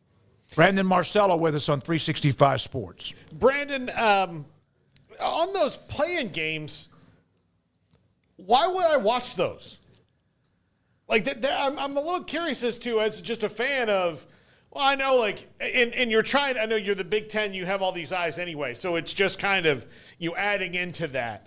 But why, as a fan, like, if I'm a Kansas State fan, why do I care? Well, you could potentially put yourself in a situation where, say, it's the 2 versus 3 team in your conference, right? And let's say your number 3 team is ranked, number 11 in the committee rankings. If that number 3 team loses to the number 2 team, they would have ended the regular season in the playoff potentially. But if they lose that game, even though they're the number 3 seed, they can be bumped out completely and not get that at-large spot. So that makes it more interesting. Also, depending on how they do these play-in games, I mean, the SEC could technically do a 1 versus 8 instead of 1 versus 2. So what if the number 8 team beats the number 1 team, and that number 1 team gets bumped all the way down to where they don't get an at-large? That's a possibility. And then also you open the door for a team that maybe went down the stretch and was hot to have a play-in game. So the idea, the belief, I guess, when you look at all this, is that if you set up those type of matchups, maybe you would have those teams, for example, like we saw this year, a South Carolina or an Ole Miss potentially be able to play their way into the fold, whereas they wouldn't have this past season. Brandon, let me know if I'm wrong here, but if the SEC and Big Ten get more and more and more and more. Now they want more money because they'll get more automatic, more qualifiers, AQs or whatever. What if the Big 12 and the ACC, who have no power after this year, what if they were given more sugar to accept the 4-4-2-2? Would that matter, or would the Big 10 and SEC have to do that because they don't have to do that? I mean, they could technically, but remember, they've already agreed on, because going forward in 26 and beyond, it's not like you're going to get this amount if you have this many teams go in the fold, or if they go to the second round, third round, et cetera. They've got these rates now set in where the Big 10, SEC, I can't remember the exact percentage, are getting a certain amount of the pie, Big 12, et cetera. They could tweak that, certainly, to keep them happy. because in the end, we're only probably talking about a few $1,000,000, and that's not really going to hurt the SEC and Big Ten, because I believe that the main impetus for this for the SEC and Big Ten is to create different TV packages among those two conferences. When we're talking about play-in games, that's a completely new invention, and then also a Big Ten SEC Challenge, which is a completely new thing, and then also from the SEC aspect, getting one extra SEC game every year from going from 8 to 9. And also remember, the SEC and Big Ten aren't afraid of any of this, and I don't think they're afraid to push this in front of this of the management committee, because remember, a year ago, the SEC and Big Ten told everybody in that room, we'll take our ball and go home and go create our own playoff between the SEC and Big Ten. And that put everybody else in the corner and said, okay, let's agree, whatever they want. And now the SEC and Big Ten have all the power over what this playoff looks like. But that doesn't mean there can't be some negotiations amongst everybody and maybe some little bit of a compromise. But right now, I mean, I wouldn't expect the SEC and Big Ten just to go, all right, so what do you guys want? Let's do it that way. No, the SEC and Big Ten are going to get something along the lines of what they're pitching right now here in the near future. And Brandon, I do wonder though. I'm one, and maybe just because I love chaos. If I were the other teams, I would dare them to do it, because I do think that they're thinking that college football and the NFL are the same is wrong. I think that people like college football because it is much more universal than the NFL, and that you can't have a proper national championship if you're just two leagues. That'd be an interesting thing to see. I don't get the feeling that they're going to call the SEC and Big Ten's bluff in that room. If they were going to do that, they would have done it last year when the SEC and Big Ten just made the big statement of, well, if you guys aren't going to let us do it this way, as far as us having more control over things, we'll just leave. We'll go start our own playoff. And everybody kind of went, oh, no, don't leave yet. We'll figure something out. But if they wanted to bluff, they could try it. But again, the eyes are probably mostly going to be, I mean, look at the ratings these past 3-4 years. Most teams that are watched are in the SEC and Big Ten when you look at the ratings. And that's what they're counting on. And that's what they're afraid of in these other conferences. And of course, you open the door potentially also, if the SEC and Big Ten go and do their own thing, you're also threatening the potential for all of college football, not just for the playoff, but the SEC and Big Ten also saying, we're not scheduling any of your teams in the ACC, Big 12, or the group of 6 conferences. You guys go play each other, and we'll just keep playing each other ourselves and play 12 games or maybe 11 games between the SEC and Big Ten with one FCS opponent every year, and then go make more money off of that. Yeah, they've got the dudes and all that. There's no question. But would that truly be recognized as a national champion the way it is today and the way it has been the last 100 years? No, we'll go back to those. We'll go back to the days of having multiple national champions. Yeah, AP, UPI, whatever it was. Yeah. I mean, we could potentially see that. I think, if we did that, you would have people go, that was the smaller school champion, Texas Tech or whatever, winning the national championship among the other conferences, and then the other ones with the SEC and Big Ten. It's not impossible. I mean, I know it sounds crazy we're saying all this, but it's not impossible. But what is crazy to me is that we've gone within the span of 5 years since the pandemic started, where everybody's kind of opening things up and doing blue sky thinking with like, what can we do to improve college sports, to the point now where everybody's back in their silos and no one's really concerned about the health of college athletics. They're just looking to go do their own thing and be richer for it and protect their own brand. And I thought Jim Phillips made a great comment yesterday, the commissioner of the ACC, to my buddy Ross Dellinger, colleague at Yahoo Sports, where he mentioned, and this is not a direct quote, but he mentioned, like, as commissioners, we're only here for a short time. We're not going to be commissioners forever. Someone else is going to step into our job. We got to look out for the better of college athletics. We can't just be focused on what's good for, the ACC or the SEC or whatever. We have to make sure this enterprise lasts beyond us. And Jim Phillips has been saying this for years, and the media and some fans have criticized him greatly for it, saying, oh, he's just weak. The ACC's falling behind. He's too afraid to try and go get Notre Dame and all this stuff. You remember a couple years ago when he talked about how college athletics is a neighborhood, but now that there's some neighborhoods that have gates in front of them, they're gated communities, some of these bigger conferences, and people made fun of him for that. Go, well, get better, do better. It's not our fault you signed a bad contract or whatever with your broadcast partner, but he still has a point, because right now, the idea of conference loyalty as a fan, have loyalty to your team, but this all, I mean, fans chanting their conference name over and over again at the end of games and everything, like by doing that, you're just completely being divisive for the rest of college football fans. And I think a lot of that's been ingrained in us over the last 10 years or so, people chanting SEC or whatever. And it's become like almost this mocking thing where if you're not the SEC, you're not this, or if you're not the Big Ten, you're not this or whatever. And it's hurt things just from in the zeitgeist of the fanhood. And I think commissioners have kind of leaned into that quite a bit. And now with the money being an issue, money's driving everything. And it's kind of easier for these commissioners to kind of ride the wave a little bit.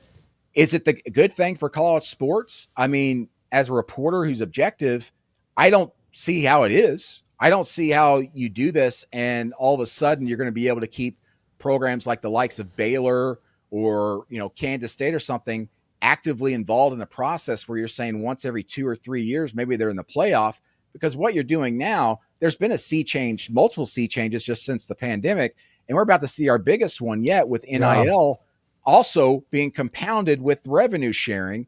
There's going to be a greater divide and split among a lot of schools. And there's going to be some schools, I'm telling you, that are in power conferences right now that are going to be left behind a little bit. And they're going to go from middle tier in a conference to maybe in the bottom tier of the conference, or even if they are in the middle tier of the conference, they're never going to get in the playoff. And they're just going to they're going to tell the fans, you have to be happy with 7 wins a year. That's not going to set well with them because they're not going to be able to compete financially and monetarily with everybody. And the boosters are not going to want to be pouring more money into those teams as well.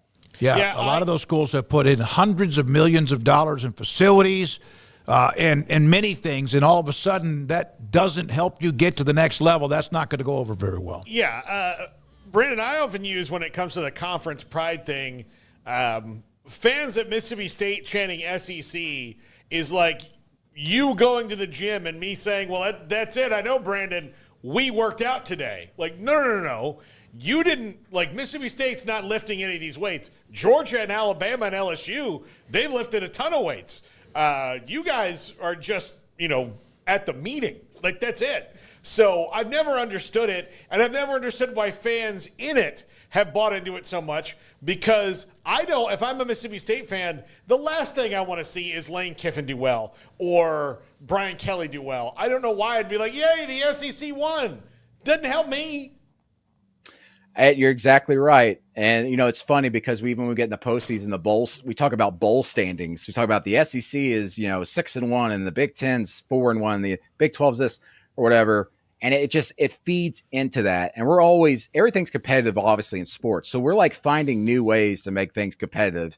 And over the last 10 years or so, I think, even before this was a dream of revenue sharing and everything, and a expanded playoff for that matter, we've put it into our DNA to where if our team isn't playing, we got to be rooting for the other teams in our conference if they're playing a different conference teammate. I don't necessarily understand it, but again, I think this is like it's been rooted, it's reprogrammed our DNA, and it's like it's filtered down into what we're seeing now when we see these conference commissioners get in these rooms, and it's like everybody's against each other.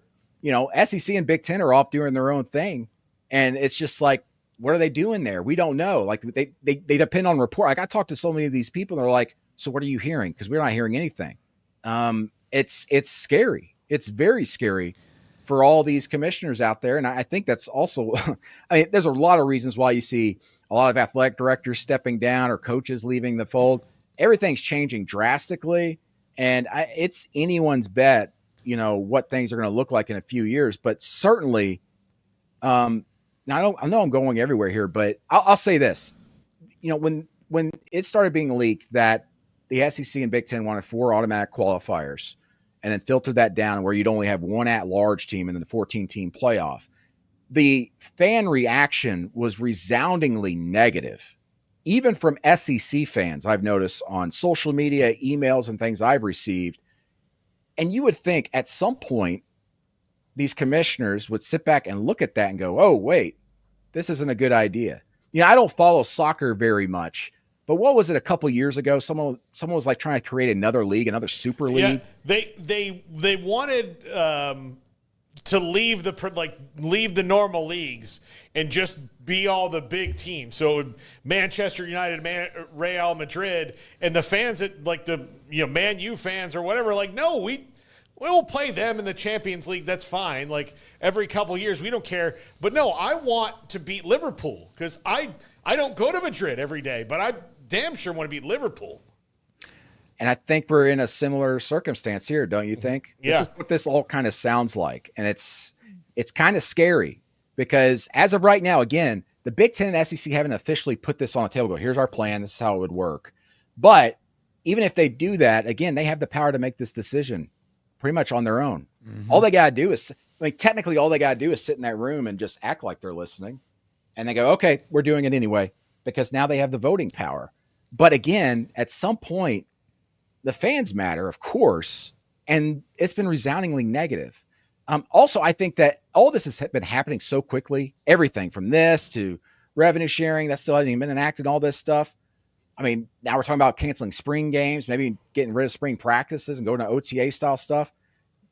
They're asking more from fans than ever, monetarily, everything, but they're giving them less than Yes, absolutely. And at some point, there's a breaking point there, right? Maybe not all fans, obviously, but you're going to just kind of rot away some fans. Because I think of this in a lot of conversations I've had with folks. Not everybody can go to the Shoe during the regular season and watch Ohio State play. It's too expensive. You got to take time off to work to travel up there, hotel and all that stuff. So a lot of fans, they'll go to Fan Day, right, in the summer, or they'll go to the spring game and make a weekend of it where tickets are either free or like $5. Mm-hmm. You're able to sit anywhere you want. You take your family up there, and your little kids who don't even know the difference between a real game and a scrimmage are in awe of that. And then after that spring scrimmage, usually the players, they have like an autograph session for everything.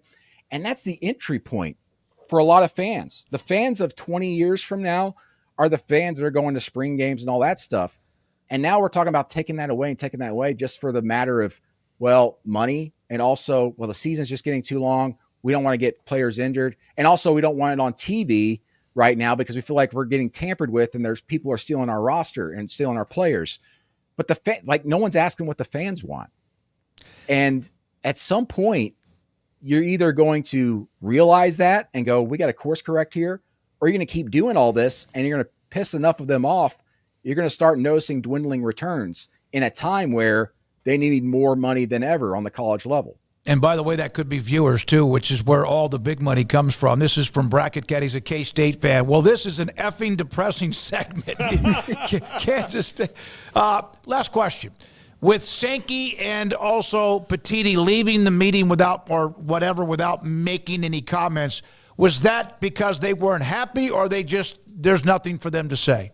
Yeah, I can't speak for them. I wasn't there in Dallas for all this, but back in January at their first meeting for moving forward, they did the same thing. They didn't speak to us.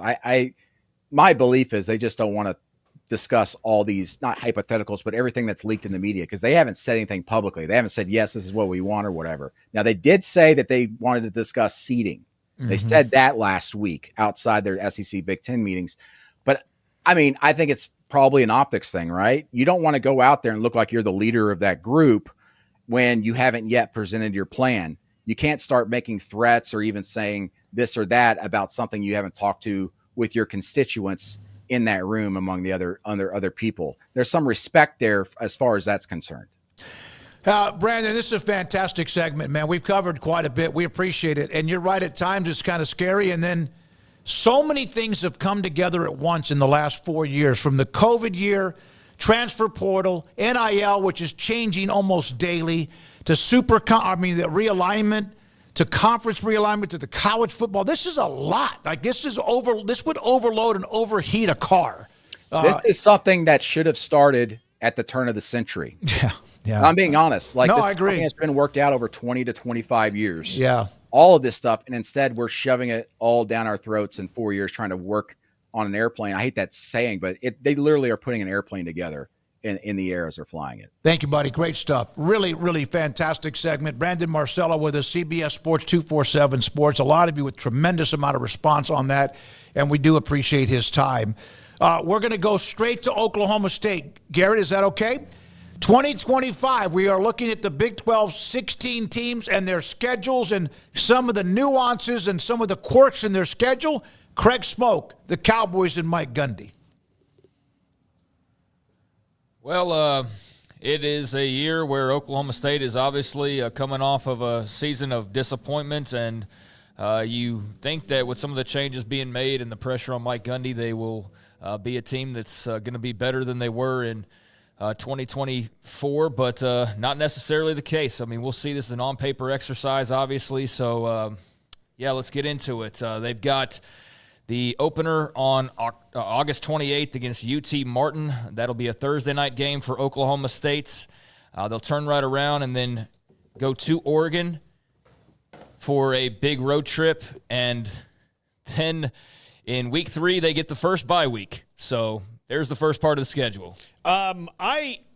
Craig, that road trip to Oregon was look, that's a doozy, and that most years I'd be fired up about that game. But seeing as that's only their second week, not really sure, again, what this roster really looks like and how good they're going to be, that to me is pretty scary. And, you know, they've got a very early bye week, so that's probably good for this team to, like, figure out who they are, you know, go to Autzen, get a bye week, and kind of move on from that. Yeah, so 2 games to start things off with, 7 home games for Oklahoma State on this, 5 road games. So UT Martin on a Thursday, and then a big road trip to Oregon.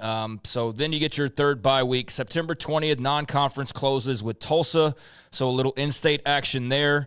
And that is the end of the non-conference. They will then go the following week and open up Big 12 play at home against Baylor. Then turn around, go on the road against Arizona. Then have a home game against Houston. I mean, where's their bye week coming in here? I wasn't expecting us to be doing it right this second, but I thought I had that in front of me. November 8th is their next one. Okay, so yeah, they have this long stretch of the second stretch. I mean, they play 7 games in a row in the second leg of this part of the season. So Tulsa at home, Baylor opening up Big 12 play at Arizona, Houston at home, Cincinnati at home for homecoming, at Texas Tech, at Kansas, and then finally another bye week. So, I mean, my God, that's a hell of a second leg with 3 road trips, your homecoming game, and just a bunch of games in a row before you hit that second and final bye week there on November the 8th. So, yeah, you'll have that Thursday and then a big road trip to Oregon, catch your breath, and then you are in it for about 2 months straight from September 20th to November the 1st before you get another breather again. And that November the 8th when you'll get another breather. And leading into that, I mean, you're going to have trips to Lubbock and Lawrence. So that's a hell of a stretch in this schedule for Oklahoma State. Yeah, just looking at it, they're not going to be favored against Baylor, Tech, or Kansas for sure in this stretch. I mean, again, on paper right now, they're not going to be favored.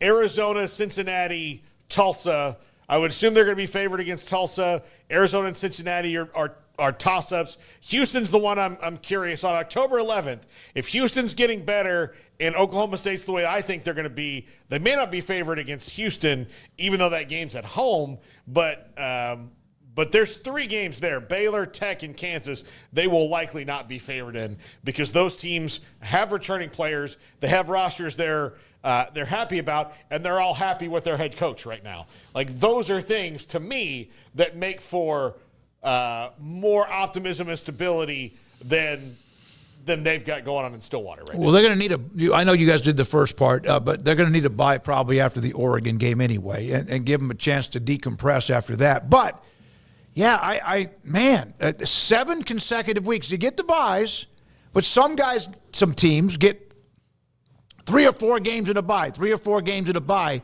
There's been, 1 team or 2 that have 3 byes, but this is a long stretch.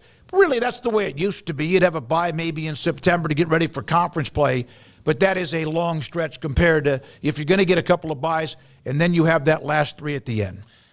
Yeah, so then your third and final leg, Kansas State at home, UCF on the road, and then Iowa State at home. So you get two teams in K-State and Iowa State who will have played earlier than everybody in Ireland. But here at the end, you get them, and they will be much different than what we see in that opener, I'm sure. But how good are they remains to be seen, although those are two teams that you definitely have circled as likely contenders in the Big 12.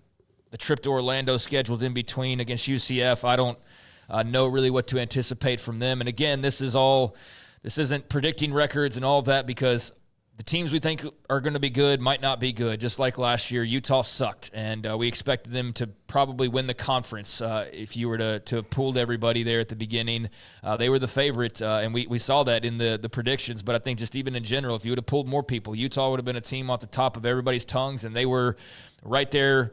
Not quite last, but close to it. So there will probably be a team like that this year. There will be a team like Arizona State that's picked maybe not finish dead last and ends up winning the conference. I don't know how often that'll happen, but somebody who we don't think will be that good that ends up being good. Maybe that's UCF. So if so, then that trip to Orlando sandwiched between K-State and Iowa State, that could be a really tough third leg of this schedule for them. But yeah, 2 games by 7 games by 3 games to close out the season, 7 home games, 5 road games, a Thursday night game in here as well, and you miss out on playing Utah. You don't play TCU. You don't play BYU. You don't play Arizona State. You don't play West Virginia. And there's one more team I'm missing because I wrote down Houston, but obviously they play Houston. So I'm trying to think of who I left out of who they are not playing. But it doesn't sound really good on the radio. They're playing the teams out of you mentioned they're playing 3 of the 4 Texas teams. So that's TCU. You mentioned them. Kansas and Kansas State. They miss Utah, BYU, and Arizona State. So BYU. Yeah, they miss Utah, TCU, BYU, Arizona State, and West Virginia. Yeah, I already said that. The one that I'm missing, I had Houston written down, and they play Houston. So there's somebody I'm missing here that they. I guess it's Colorado. There you go. There you go. There, I solved it myself. So Colorado, BYU, Arizona State, TCU, Utah, West Virginia. That's a hell of a boat of teams to miss. I mean, I don't know. Colorado might be worse, but BYU, Arizona State, I think they'll be pretty good. I think West Virginia will be confident, if nothing else. TCU should be pretty good. Utah should be better. So maybe you catch a break by missing out on all those schools. But, yeah, there's the Oklahoma State schedule. And on paper, I think you can convince yourself there's a route to a bowl game. I think on paper you could also convince yourself, if you're not a big believer in some huge turnaround, that they might flirt with missing the postseason again, and that makes for a very interesting conversation about what the future holds. But 1-1 in that first stretch, I don't think you're going to Oregon and beating them under any circumstances as far as all the information we have available right now.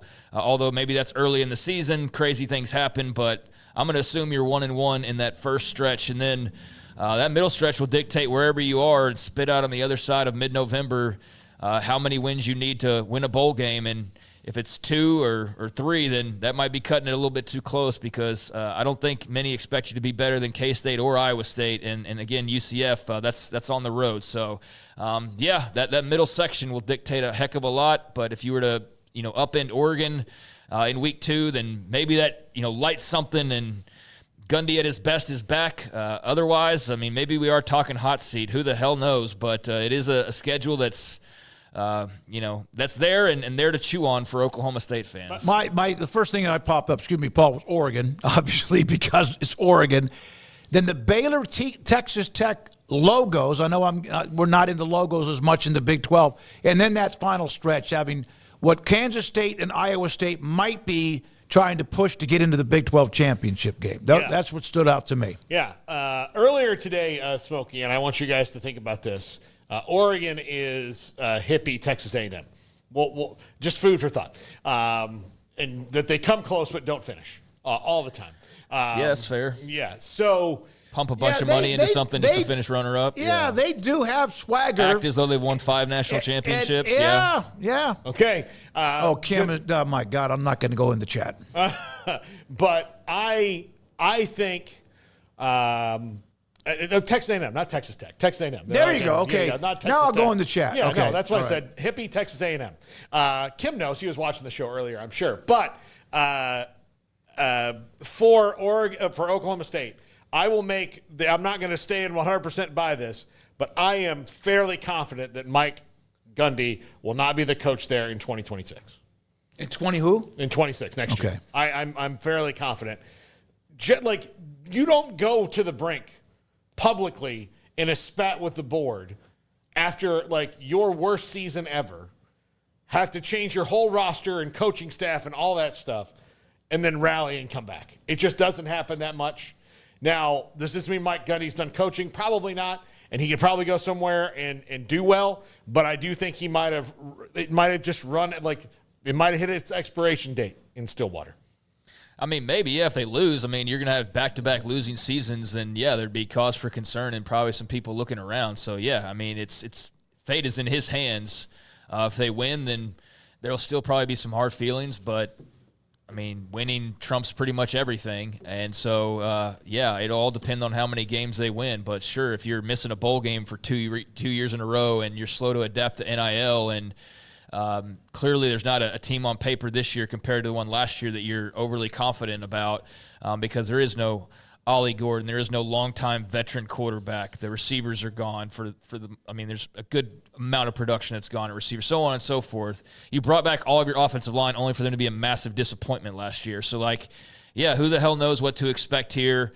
But, yeah, I would expect there's going to be some warm seating under Mike Gundy's tush if, they fail to make a bowl game 2 years in a row because under no circumstances should a coach this long tenured be missing bowl games back-to-back seasons. Under no circumstances, especially when you can buy your team nowadays. That means you are awful at either managing it or attracting the right talent, and that would be a big warning sign along with all of the other issues you've already kind of had with him over the years for some people to, start ringing that bell a little bit. So 10 wins or better seasons, 18 consecutive winning seasons, but when you then start with the losing season, win 18 years in a row, and, yeah, if you have a couple of back years, no matter who you are, there's that proverbial coaching brick wall.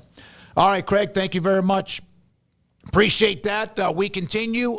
We'll have more, of course, as we go on through all 16 of the Big 12 teams and are looking at the schedules, kind of the quirks and nuances, as I mentioned, like you just said, the 7 games in a row in the gut of Texas Tech. Coming up next, of Oklahoma State. Coming up next, Ricky Thompson, Baylor Radio, on the loss of a great friend in Baylor's family in J.J. Joe. This is 365 Sports. Alan Samuels, Dodge Chrysler Jeep Ram Fiat, Loop 340 and east of 84 in Waco. David Gray is in charge of car sales.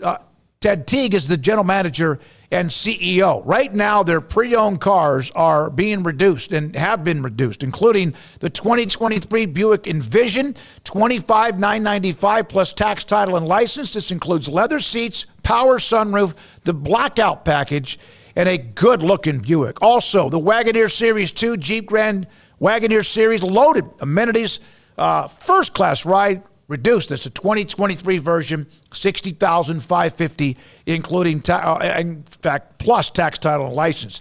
There's the 2025 Honda CRX XVLL, only 6,000 miles. The 2024 Kia Sorento, loaded with amenities, leather seats, sunroof, and so much more, with only 15,000 miles. Also, the 2024 Subaru Forester all-wheel drive, 20,000 miles. Alan Samuels, they have inventory everywhere on the lot. Of course, brand new cars from the Ram trucks to Jeep and SUVs and more, and also a wonderful group of pre-owned cars with all of those particular prices reduced right now. Alan Samuels, Dodge Chrysler Jeep Ram Fiat, Loop 340 and east of 84 in Waco.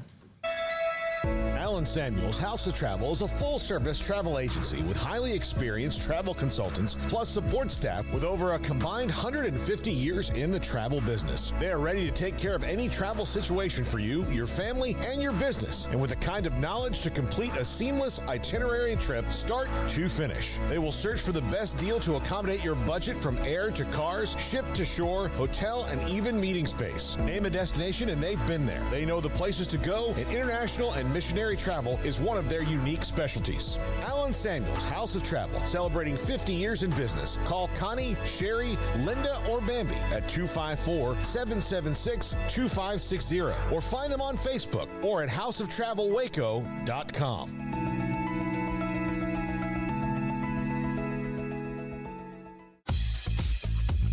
Baylor Scott & White Southwest Sports Medicine and Orthopedics, the team physicians for Baylor Athletics, diagnosing and treating all sports-related injuries, including concussions. These specialists also provide orthopedic services for athletes and non-athletes alike, whether it's knee or shoulder pain, a wrist injury, orthopedic spine care, and even an arthritis and total joint clinic. Trust the doctors Baylor Athletics trust. Baylor Scott & White Southwest Sports Medicine and Orthopedics wants to get you back in the game.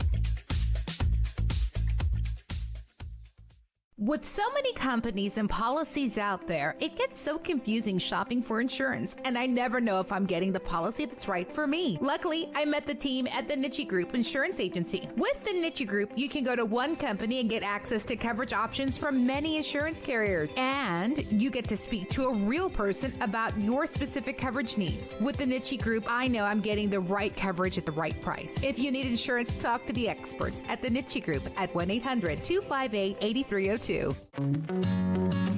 Established in 2007 and independently owned, Alliance Bank Central Texas is committed to helping families and businesses meet their financial goals. From their tellers to their board of directors, they know the importance of superior service and competitive products. Customers have confidence knowing that their financial needs are in good hands. It's your bank, Alliance Bank Central Texas, with 2 Waco locations, 4721 Bosque Boulevard and 191 Archway Drive on Highway 84, and at alliancebanktexas.com. Member FDIC and equal housing lender.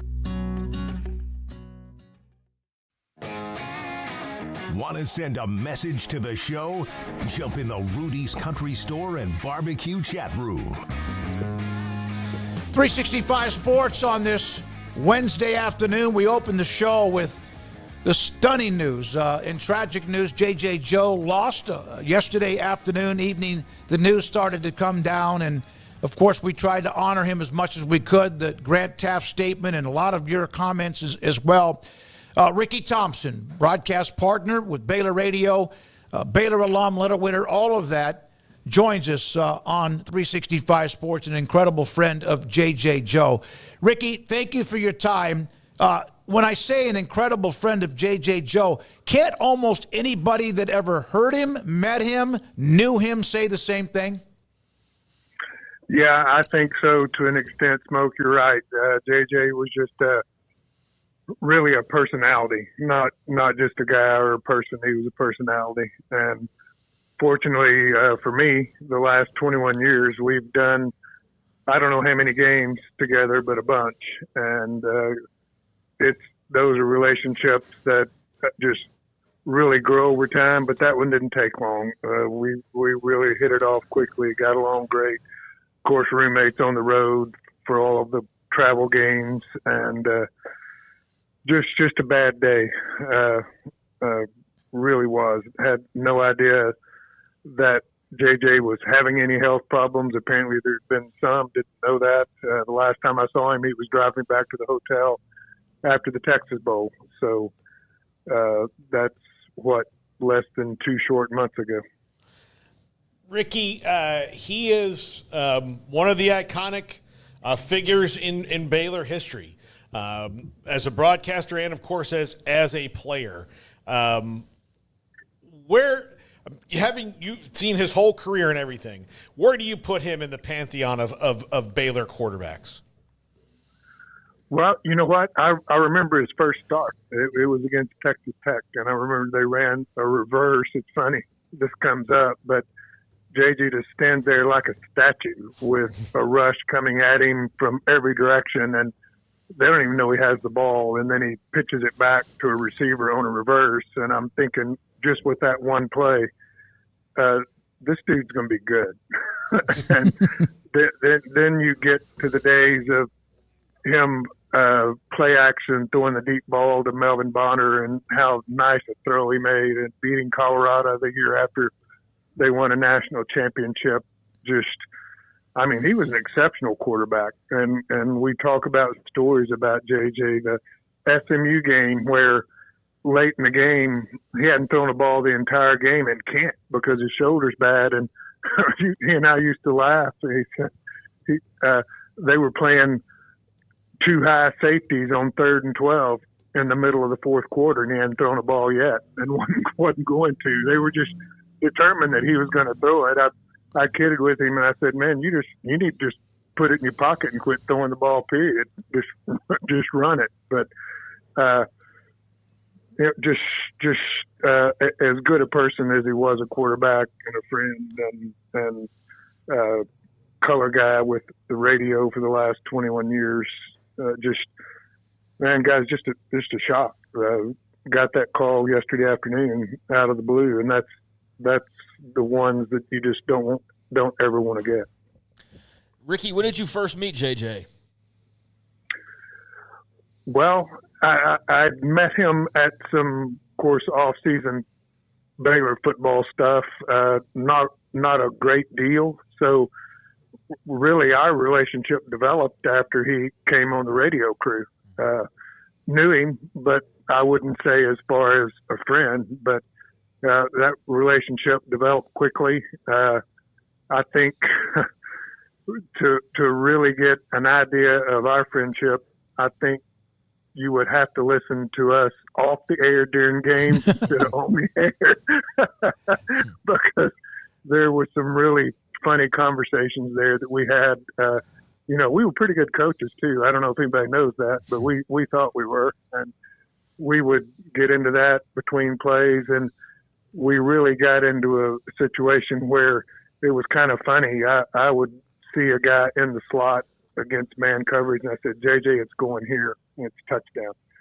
And of course, if it did, and he called it, he would come down and razz me about it, that if I could recognize that, anybody could, because I was just an old receiver. I wasn't a quarterback. So, it was those fun things that really nobody hears during the game. They just hear when we're talking about this play, or they come down to me and something that I've seen on the field, but they really didn't get the fun stuff. And that was us bantering back and forth, even during the game, because my mic was hot to them all the time, and I would say something to him that at some point he would even get tickled and have a hard time coming back on the air when he was supposed to be talking to John. But just those type things that you really don't forget. And you spend a lot of time. You go on the road, you're rooming together and talking about games, talking about things outside the ball game, about his three boys. And I tell you another thing that shows the kind of person he is my grandson travels to a lot of those games with us, and I've just really enjoyed that. But he and JJ hit it off, and I couldn't get a word in. They start talking, and they're going back and forth and going at it and giving each other a hard time, and JJ getting on him about something, and I don't even get in the conversation. So just that and the friendship that he developed with my grandson was just, I appreciated that a lot, and I know Jack did as well. So just all those things that come to mind after the fact. And that we're I guess individuals were like that. We think of those things when we should be thinking about them when somebody's still here and you can tell them. So anyway, I don't know where to go with that. It's just tough. Ricky, you guys, and this is just me telling you, you guys had a super fun broadcast all the time. And I think one of the things, and I learned this early on from JJ, and my father pointed out to me, I was doing University High football, and they were god-awful, JJ. I mean, or Ricky, they were god-awful. And he told me, he goes, well, you need to ask John and JJ and Ricky, like, how do they do it? Because at the time, Baylor was 3-9, 2-10. Like, they make it fun all the time. And you guys, and I think in large part because JJ just loved being at football games, but just exuded joy through the microphone. Yeah, he did. And I mean, he loved the game and he knew the game, and you could tell that. Of course, quarterbacks, we laugh about that, but they have to learn things that maybe not everybody on the team does about just how things work, how the defense works, how you read those different defenses, what the offense needs to do. But he loved the game. He had a good time. And with that, we all did. I mean, we look forward to the games. We just, even in the seasons, which there were several of them, where it was pretty tough to think of something very positive to say. But, you know, we would have fun with it and go at each other and back and forth and just try to make it as much fun as we could. And, you know, I guess one of the funniest things I remember too, back to the Big 12 championship game on that last play when they made the stop on the 6-inch line, is JJ just screaming, "He didn't get in, he didn't get in, he didn't get in." And I'm sitting there off the air. I said, "JJ, I think they got it by now. He didn't get in." And when he goes, of course, when we go off after that, and he said, "Man, you didn't stop my fun." But, you know, you remember all those different things. But at the time, I mean, it was great the way he did it. I mean, it was a human reaction, you know, not so much a radio broadcast. And I think everybody loved that when he made that call. Yeah, and he was also known, we mentioned this, his unique style of broadcasting, the Terrence Williams touchdown, among others, that sometimes he would finish the play before it was over. Yeah, he did. And, you know, I go back, I'll tell you, somebody else used to do that. They did it on television, and it irritated Howard Cosell to death, with Don Meredith. I remember times when Meredith would make a call, and I was playing in a couple of those games that were touchdowns, and the ball's halfway in the air there, and he's already saying touchdown. And JJ did that a lot. And generally when he did it, he was right on the money. I mean, it was a touchdown. So, but that's one of the things I think that maybe made him unique and made it fun to listen to. And I loved it. I thought it was perfect. Ricky Thompson, former Baylor receiver, Baylor radio sideline analyst, with us on 365 Sports. So he started off the year that there was the A&M upset, right? And then all the way up until this past season. I mean, there's been so many moments there, Ricky, but 61-58, Jerry McVay at the goal line.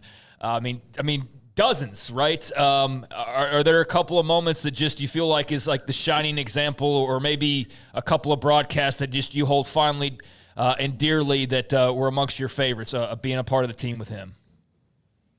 Yeah, I obviously you've thrown several of them out there. That overtime victory against A&M was really huge. And then 61-58, there's nobody involved with Baylor football or athletics in general that can't remember that one, the Big 12 championship game. But, you know, there were others in there that were big wins as well. It's hard to remember all those at the time, but I go back to one in general, the Texas game in 21. I don't know if y'all remember Abram Smith.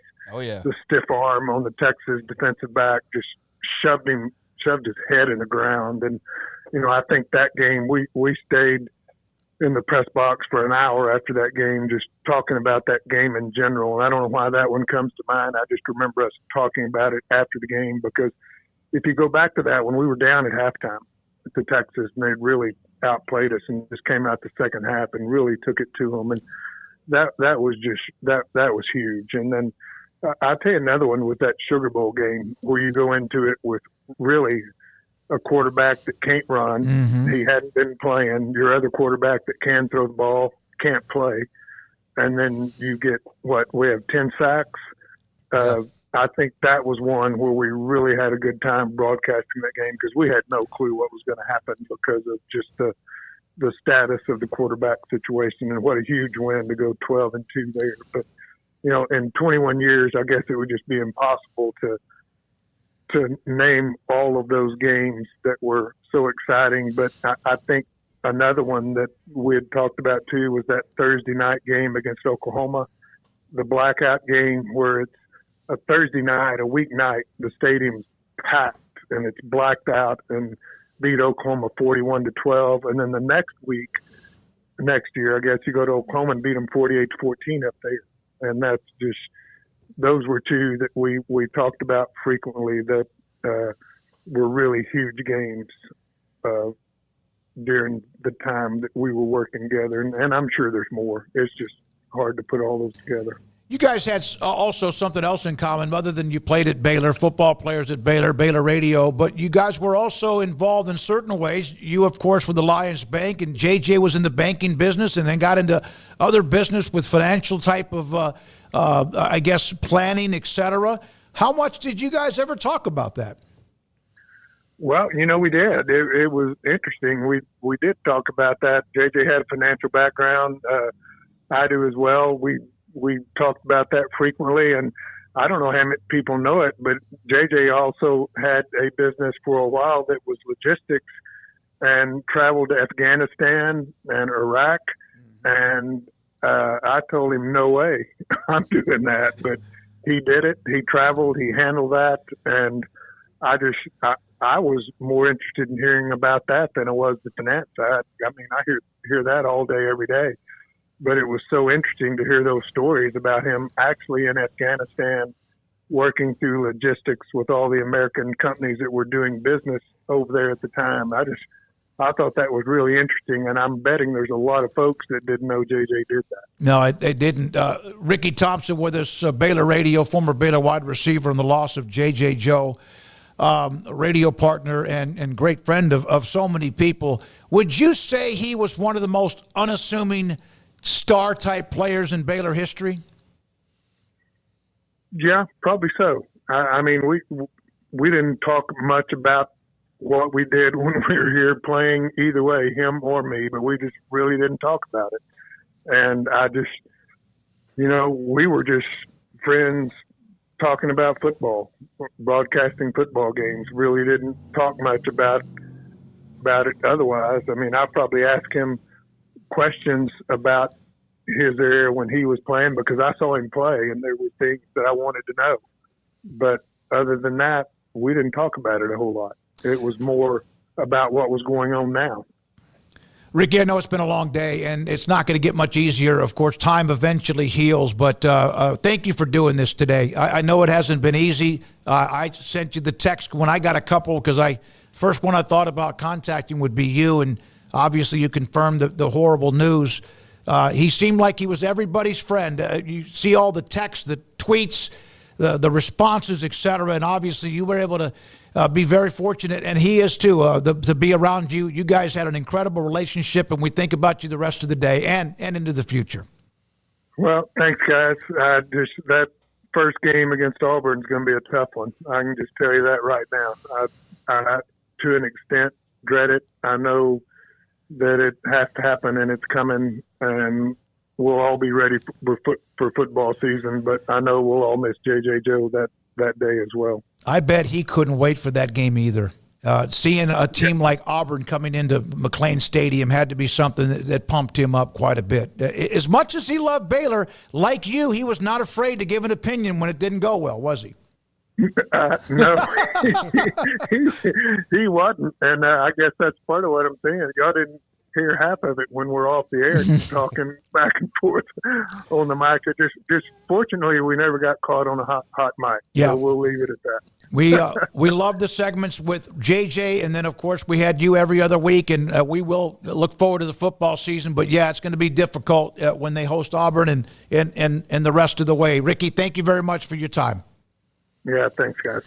Ricky Thompson, Baylor radio sideline analyst, on his great friend and also colleague, partner in JJ Joe, who passed away on Tuesday afternoon. This is 365 Sports. Richard Carr, Buick GMC Cadillac, they are the people that you can count on for great customer service, great deals, and great options when you are looking at getting into a new vehicle, especially right now with the Love Your Truck savings event going on right now at Richard Carr. A time to love your truck and SUV again, as all 2024 cars and trucks are priced to move. You can save nearly $10,000. That's $9K on all 2024 Sierra SLT and SLE models in stock. 9,000 on all 2024 Sierra SLT and SLE models in stock. They also have savings of $4,500 on a new 2025 Buick Encore GX for qualified non-GM owners, or $3,000 for the same on a Buick Enclave. Just some of the price to move vehicles right now over on the lot at Richard Carr. They've got Buicks, they've got the Cadillac Lyriq, an electric vehicle, plenty more to check out over there, but just a couple of offerings to whet your appetite. You can get more information by visiting the website, richardcarr.com. That's KARR.com. You can also go see them in person as well, or give them a phone call, but they are locally owned and locally run and have been a part of the Waco community for 40 years, doing business with a dealership that gives back to Baylor and the Waco community. Just goes that extra mile and making you feel good about your purchase, plus all the things that come with that as well. So deal with the people that you can count on over at Richard Carr, Buick, GMC, Cadillac. In our logo and advertising, we say we are people that you can count on. What does that mean? It starts with providing a quality vehicle and quality service at a fair price. But it also means we do what we say we will do, and we treat people fairly with respect. It starts by hiring great people, good local folks who work hard with a caring attitude. Our employees are the real reason we are people that you can count on. Put us to the test and see for yourself that at Richard Carr Motors, we are people you can count on. Parenting is full of surprises. You never know what to expect. So after our son was born, I called my Texas Farm Bureau insurance agent to set up a life insurance policy in case something happened to me. Sawyer is now 2. And we'll soon have a sister. There's no one else I would trust with protecting my family. Stop by and see our agents at one of our 3 McLennan County locations.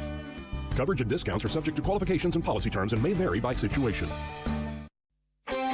Developed by Startup Waco, a nonprofit organization, GXG is a program designed to support the entrepreneurial development of Baylor University student-athletes through NIL activations. The program helps student-athletes maximize their platforms and offers a comprehensive support system for them to create and grow new businesses that not only benefit themselves, but also uplift the local economy. Fans who wish to support student-athletes can donate to GXG via the GXG NIL Fund, BaylorBears.com/GXG. Contributions to support NIL activations through GXG can be made at BaylorBears.com/GXG. For more information, follow at GXG_GreenXGold on social media and visit the official website www.gxg.startupwaco.com. GXG, empowering student-athlete entrepreneurship and uplifting the local economy through NIL activations. Riverbend Liquor and Wine now has 2 locations to serve you. The original on Lakeshore Drive at North 19th Street and the brand new spot in downtown Waco at 600 Franklin Avenue. If you're looking for the best in craft beers or local Texas bourbons, then the original is the place to be. And for the latest trends and online phenomenons, head downtown to the Franklin location. Either way, you're going to get the same great variety, customer service, and eating experience. Check out both locations on their Facebook and Instagram pages, Riverbend Liquor and Wine, Lakeshore Drive at North 19th Street, and now downtown on Franklin Avenue.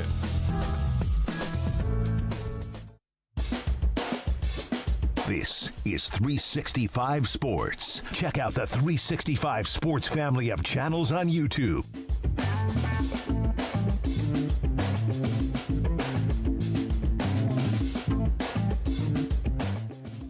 Here we go, 5 o'clock hour, 365 Sports around the corner. Greg Wrubell, voice of BYU Athletics, will join us. So, last night, Greg brought it up quite a bit, discussed it. We had Chuck Cooperstein on yesterday. The Mavericks and Lakers in L.A. and Luka against his former team. He doesn't score 45 or 50. He can if he wants to, but he ended up with what was, to me, a more impressive triple-double. Lakers win, and there were some moments where there was a couple of shots when Luka, was he glancing at Nico? I don't know. There was one post I saw where they were hanging a banner with Harrison on the back of a jersey in L.A. for helping them, of course, win championships, which remains to be seen. But last night, it's there, it's over. He has the game in Dallas, but at least that's the first part of moving on. I mean, yeah, I guess so. I'm not moving on at all from it. I was still just as pissed off about it as I was 2 weeks ago. I'm still not going to support the Mavericks. I'm not going to say that anymore. I've said it enough times now, but I'm just making it clear that nothing that's happened in the last 2 weeks has pushed me off of that. I'll root for Luka. I will absolutely not root for the Lakers, but if their success is a byproduct of his success, then good for them. They did what anybody would do, and they absolutely played Nico Harrison like a damn fiddle. It's embarrassing to even look back on the fact that this guy probably thought he was in control and really doing something. And the whole time, Rob Pelinka's on the other end going, this effing moron's actually sitting here dangling Luka Doncic like a freaking carrot in front of me. Is this real life? And it was, somehow L.A., the Lakers franchise, just fumbles their way into another massive superstar that will – have his jersey in the rafters someday alongside all the other greats, and Dirks will just be sitting there basically with a person or two, but no Doncic. 77 will be up there ever. And that's something, like, when you put it that way, I think that's what really resonates with people. It's like, oh, he was so great as a Maverick. Yeah, he's also in the prime of his career. We're going to see him for the next decade at minimum.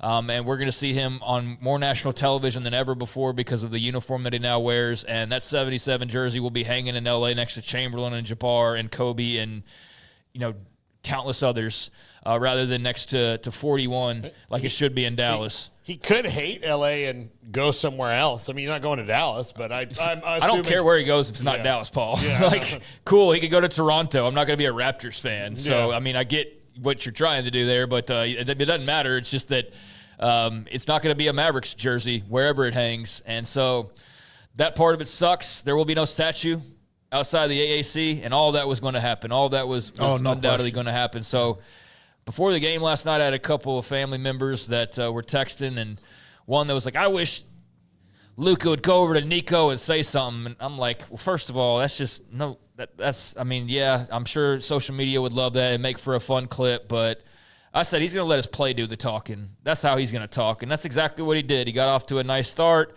He stared down the bench early on. I don't think he has anything against his teammates at all, but that was his talking. He did it on the court just like he typically would, and he made a point last night because the Lakers won that game, and he had a nice game, and you get to see him and LeBron and how that pairing's working and all of that. So good for Lakers fans. They seem very excited, and they should be. I would be too. I know how much fun it was to root for that guy in my favorite team's uniform, and they're going to really enjoy that. The Mavs, meanwhile, I mean, they've basically done everything they can to disrespect this dude.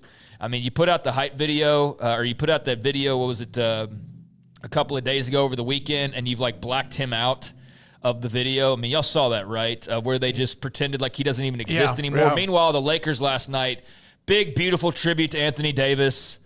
Big, hey, guy, welcome back. Thank you for everything. And I'm sitting there going wow, that's how you handle this. That's how you would. I don't know what's going to happen when he comes back to Dallas because, the bridge has been so burnt at this point. And just when you think that they set it on fire, and maybe it was accidentally, with the video the other night, they've just come back with it and just extinguished it again. And I don't know what the intentions are. That's what just boggles my mind as a fan is what did this guy do to y'all? Truly, what did he do?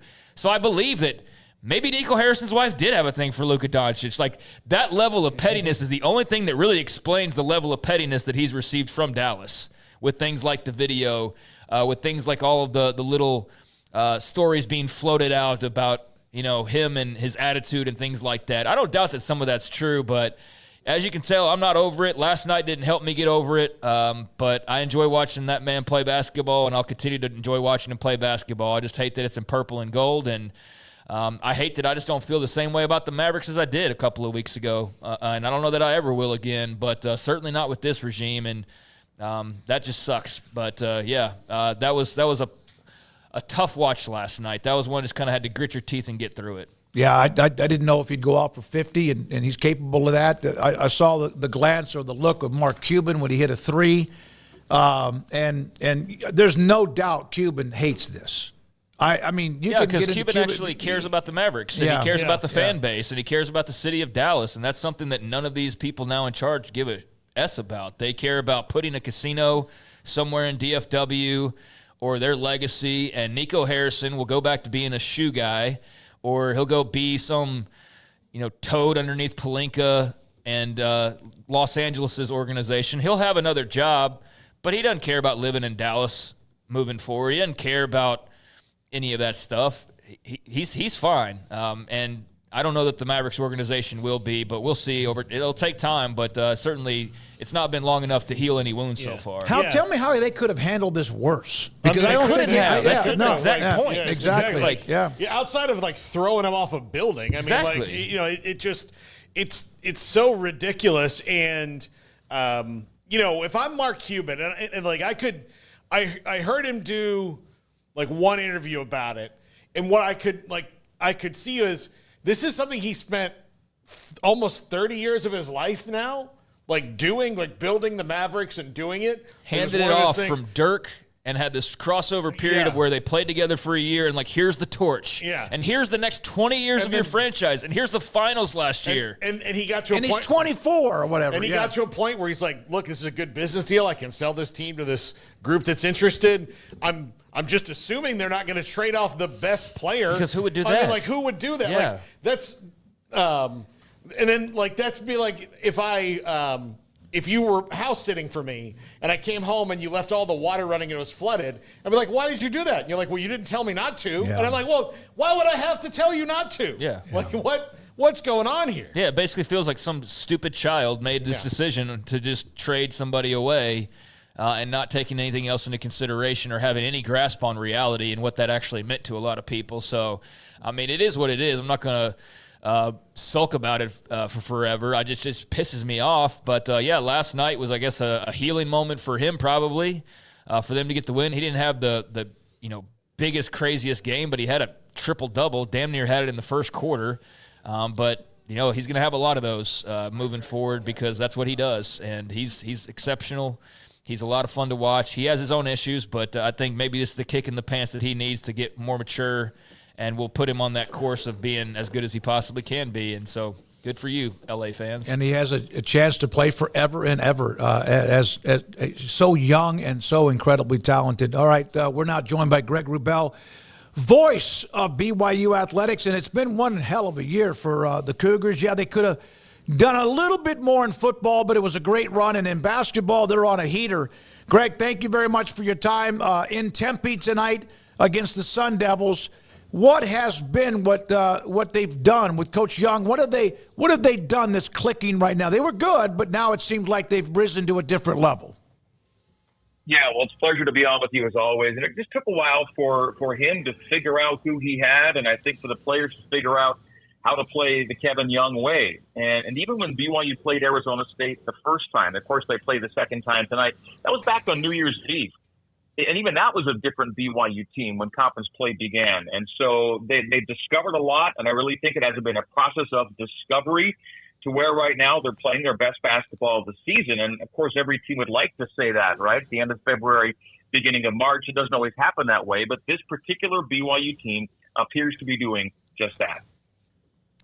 Greg, I know that it kind of shakes a team to their core when their coach leaves. But how was Coach Young able to hit the ground running so fast? Because that's a difficult thing to do. He had an idea of how he wanted his team to play, and he used a lot of NBA tenets and tactics to do that. So much so that since Ken Pomeroy's been around, the Ken Pom era began back in 1996-97, this is the most efficient BYU offense since the start of the Ken Pom rankings in Kevin Young's first year. Better than the Jimmer Fredette senior season, better than Mark Pope's best teams. Dave Rose had some very good offensive teams, but here in year number one, Kevin Young has BYU playing the most efficient offensive basketball the team has ever played in the last quarter century. It's remarkable. And when I talk about the NBA tenets or tactics, a large focus on get to the rim or get yourself space at the arc. All right. They've got an excellent 2-point field goal percentage, one of the tops in the country at twos because they take a lot of shots at the rim.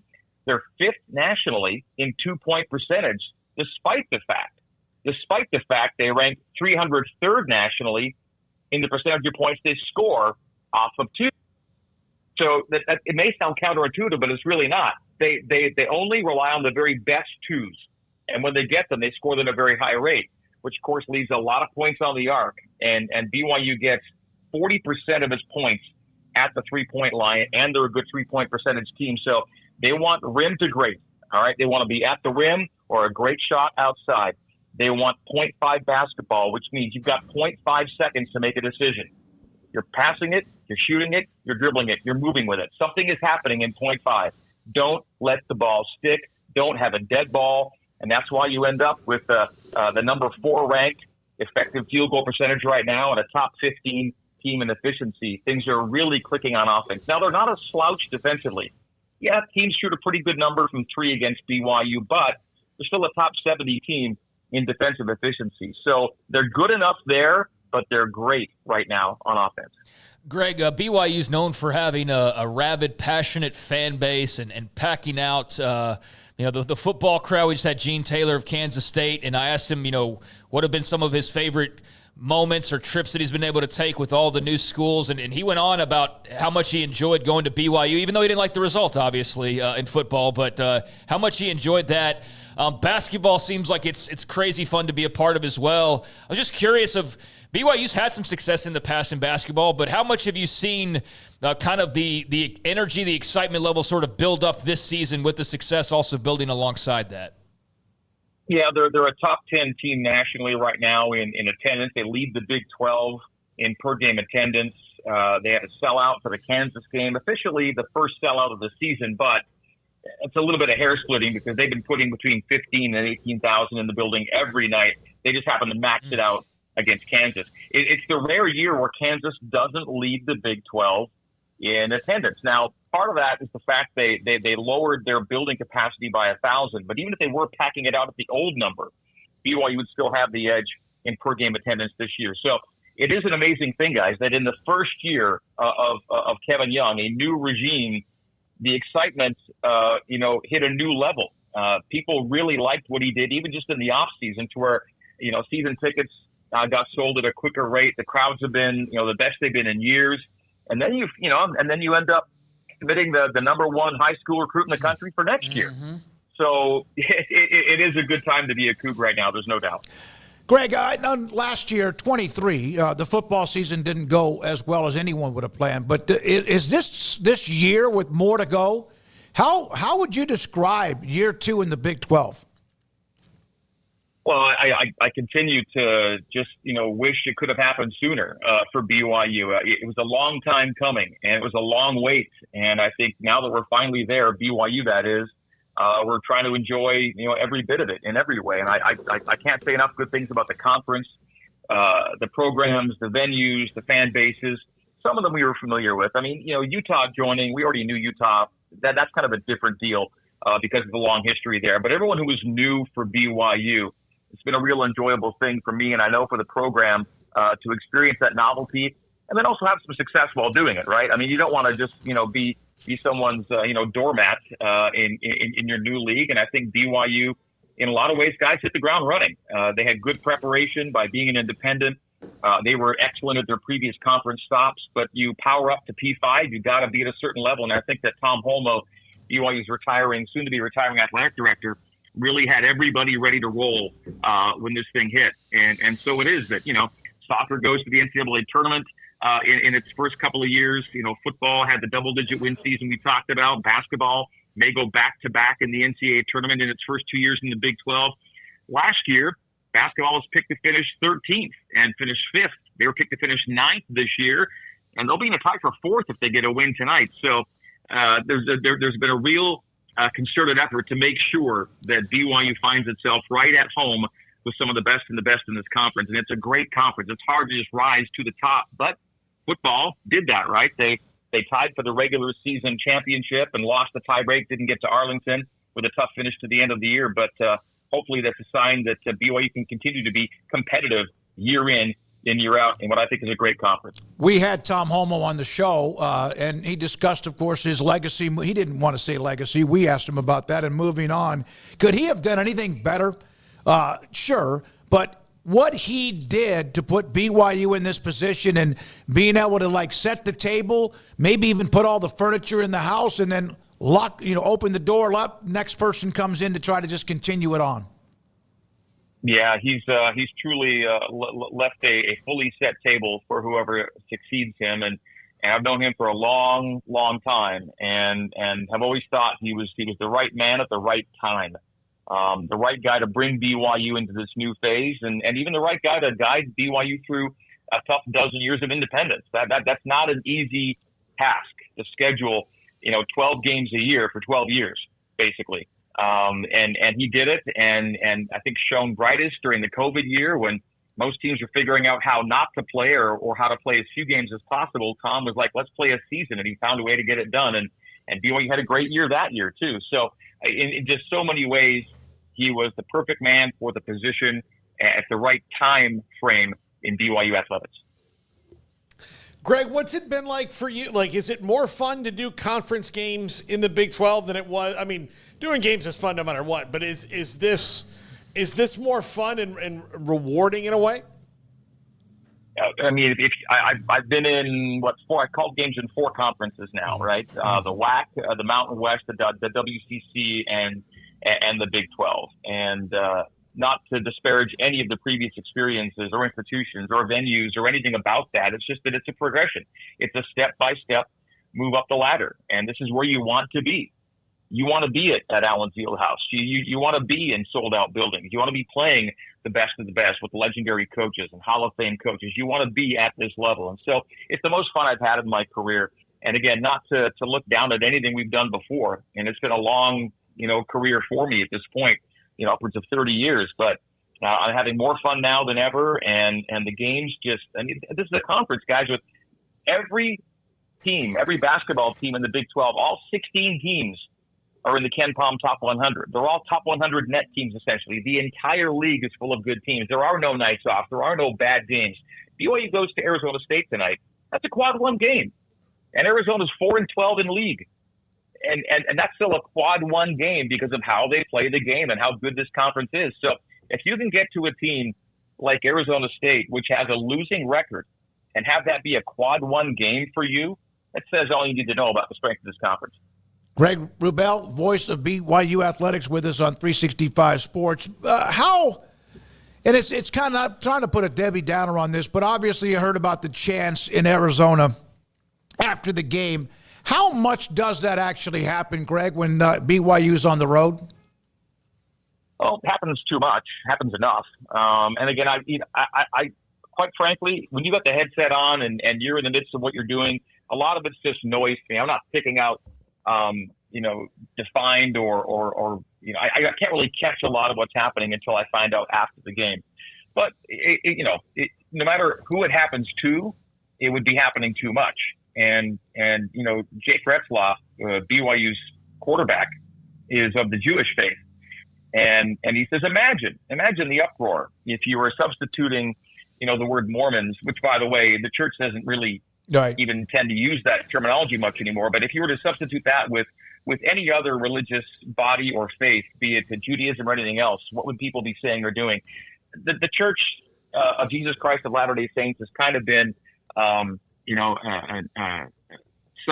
group that's not made a big deal about it for the most part. We have statements that kind of say, we wish it wouldn't happen. It happens too much, but we're never going to make it the overriding storyline. That said, I think it's funny that it seems to be like the one religion that is fair game for this kind of thing, where you just don't, at least I don't think it happens with very many other defined faiths, and they're not necessarily saying it about the school. I mean, everyone knows there's been chants, fill in the blank with the name of the school you're facing, but this is a religion. This is a personal matter of faith to a lot of people, many who are in that community, at that school, on those teams. And so, Tommy Lloyd, I think, spelled it out really well, that he was just disappointed more than the game itself by what happened after the game. And if you were to go back and see what Tommy Lloyd said, I think he said it about as well as you could say, about what we should or should not be doing with our fan bases. What stood out to you the most when the schedule was released a couple of weeks ago, the football schedule? There's a stretch. There's a 70-day stretch, I think, a 10-week stretch where BYU plays just 2 home games. And so I think from early September to early November. I think they have just the 2 home games. So I want to see what BYU does with that stretch. They have both byes and 1 or 2 extra road games as opposed to home games in that stretch. So it makes it a long stretch with only a couple of games at home. That's what stood out to me. And so I want to see how well BYU handles that particular part of the schedule. I think the non-conference is certainly manageable. And then it all becomes, can you repeat the feat from last year and put yourself near the top of the Big 12? I know that the way this season ended, guys, had left a bad taste. Yes, it was 11-2. That's a great year, right? 11 wins, outstanding. Oh, yeah. But they were 9-0. Mm-hmm. And when you go from 9-0 to 11-2, that means you just didn't quite finish.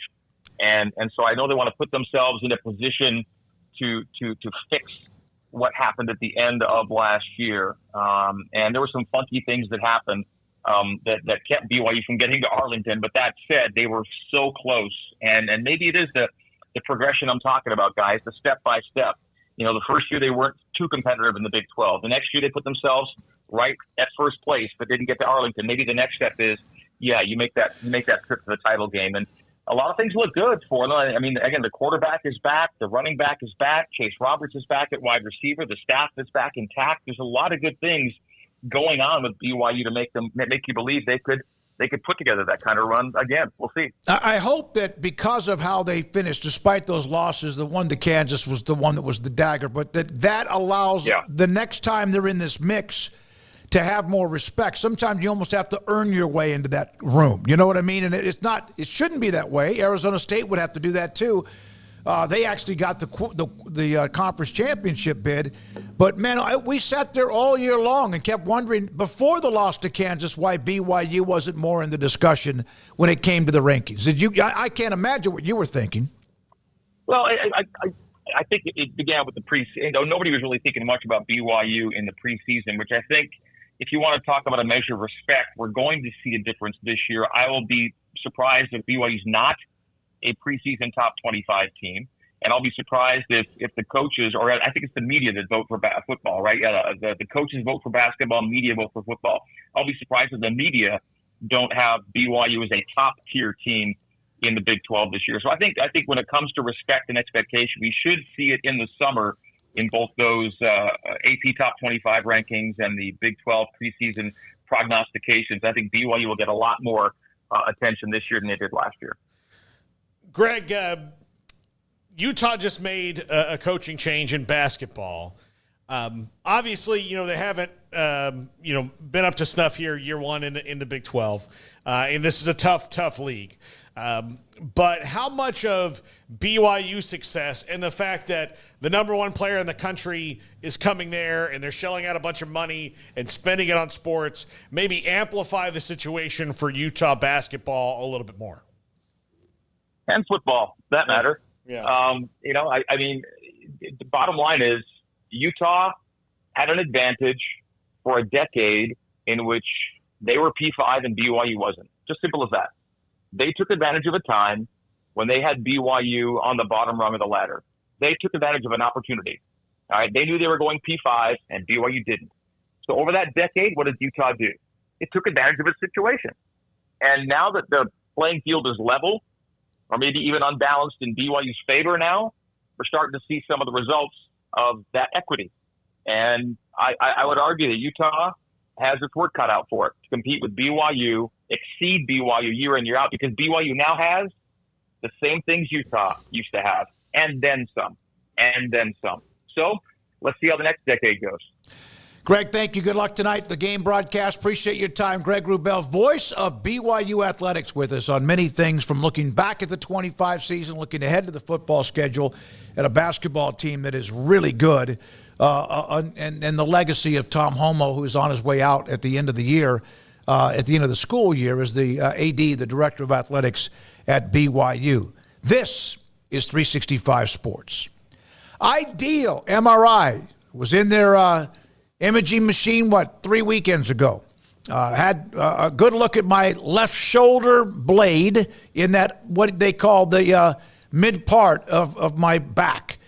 Nothing there other than just, some of the things that stir up around your vertebrae as you get older. And so I'm working through that as far as physical therapy and also being very smart with what I'm doing. There are good days, there are tough days, but now at least I know it's not structural. It's not like, well, your left rotator cuff is ripped. It's not like there's a bone that's like broken or even something that might be fractured. That is what I got. That's what my doctor, Dr. Tor, Baylor, Scott, and White, was able to look at, along with others, of why I have this stinging sensation, these muscle spasms that at times, like even this afternoon, can flare up and not be very comfortable. But at least I have the answer about not structural. That's what they do. $497 or less every single time. The average MRI can be well over $1,000. Inside the Central Texas Marketplace, state-of-the-art imaging. If your doctor wants a better look and they accept they want an MRI, you tell them about idealmri.com. One size fits all. That may be all right for an adjustable belt or cheap sunglasses, but when it comes to your financial needs, no one wants a one-size-fits-all strategy. Cam Heathcott, your Edward Jones financial advisor, knows that his most important goals are yours. That's why we take the time to understand your needs, knowing you. That's how Edward Jones makes sense of investing. Cam Heathcott in Conroe at 936-756-7717. Edward Jones, member SIPC. Do you or your kids get nervous about going to the dentist? Stonewood Dental, Dr. Steve Childress, he can help. I've spent a career taking care of patients who as children had bad experiences, and now they're adults that hate going to the dentist. If I get a kid at 3 years old and they come every 6 months and it's a happy experience, it's normal for them. Now they have an accident at 6 or 7 or 8 at school. Now they have a broken tooth or a trauma, and they have to come here. They're used to lights, they're used to water in their mouth, they're used to experience, they already trust us. It's amazing what we can do with that kid without it being a negative thing. But if I see a 6 or 7 or 8 year old that's never been to the dentist, and now they have a trauma or an unfortunate unexpected toothache, it's harder to do that for that kid and it not be somewhat of a negative experience. So bottom line is I try to teach kids and adults and teenagers and everybody the way I'd want my family treated, which is where it's a necessary part of life. You just take care of it. It doesn't have to be that big a deal. Learn more, stonewood-dental.com. It's Truck Month at Allen Samuels in Waco. Right now, drive home a 2025 Ram 1500 Laramie Crew Cab or a Ram Lone Star Crew Cab, both with massive $14,000 off MSRP. Looking for unbeatable value? Drive home in a Ram 1500 Tradesman Quad Cab starting at just $35,995. Or upgrade to a Tradesman Crew Cab for only $37,995. These deals won't last long. Hurry into Allen Samuels today. Come by. Let's be friends. 1, 2. I'm in love with a man named Rudy. I'm okay with that. He knows exactly what I want. He keeps me coming back. He cooks breakfast, lunch, and dinner for me. Does the dishes too.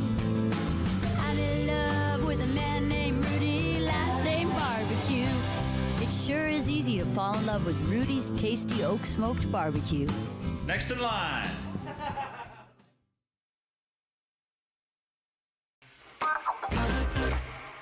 This is 365 Sports, powered by Sikkim365.com.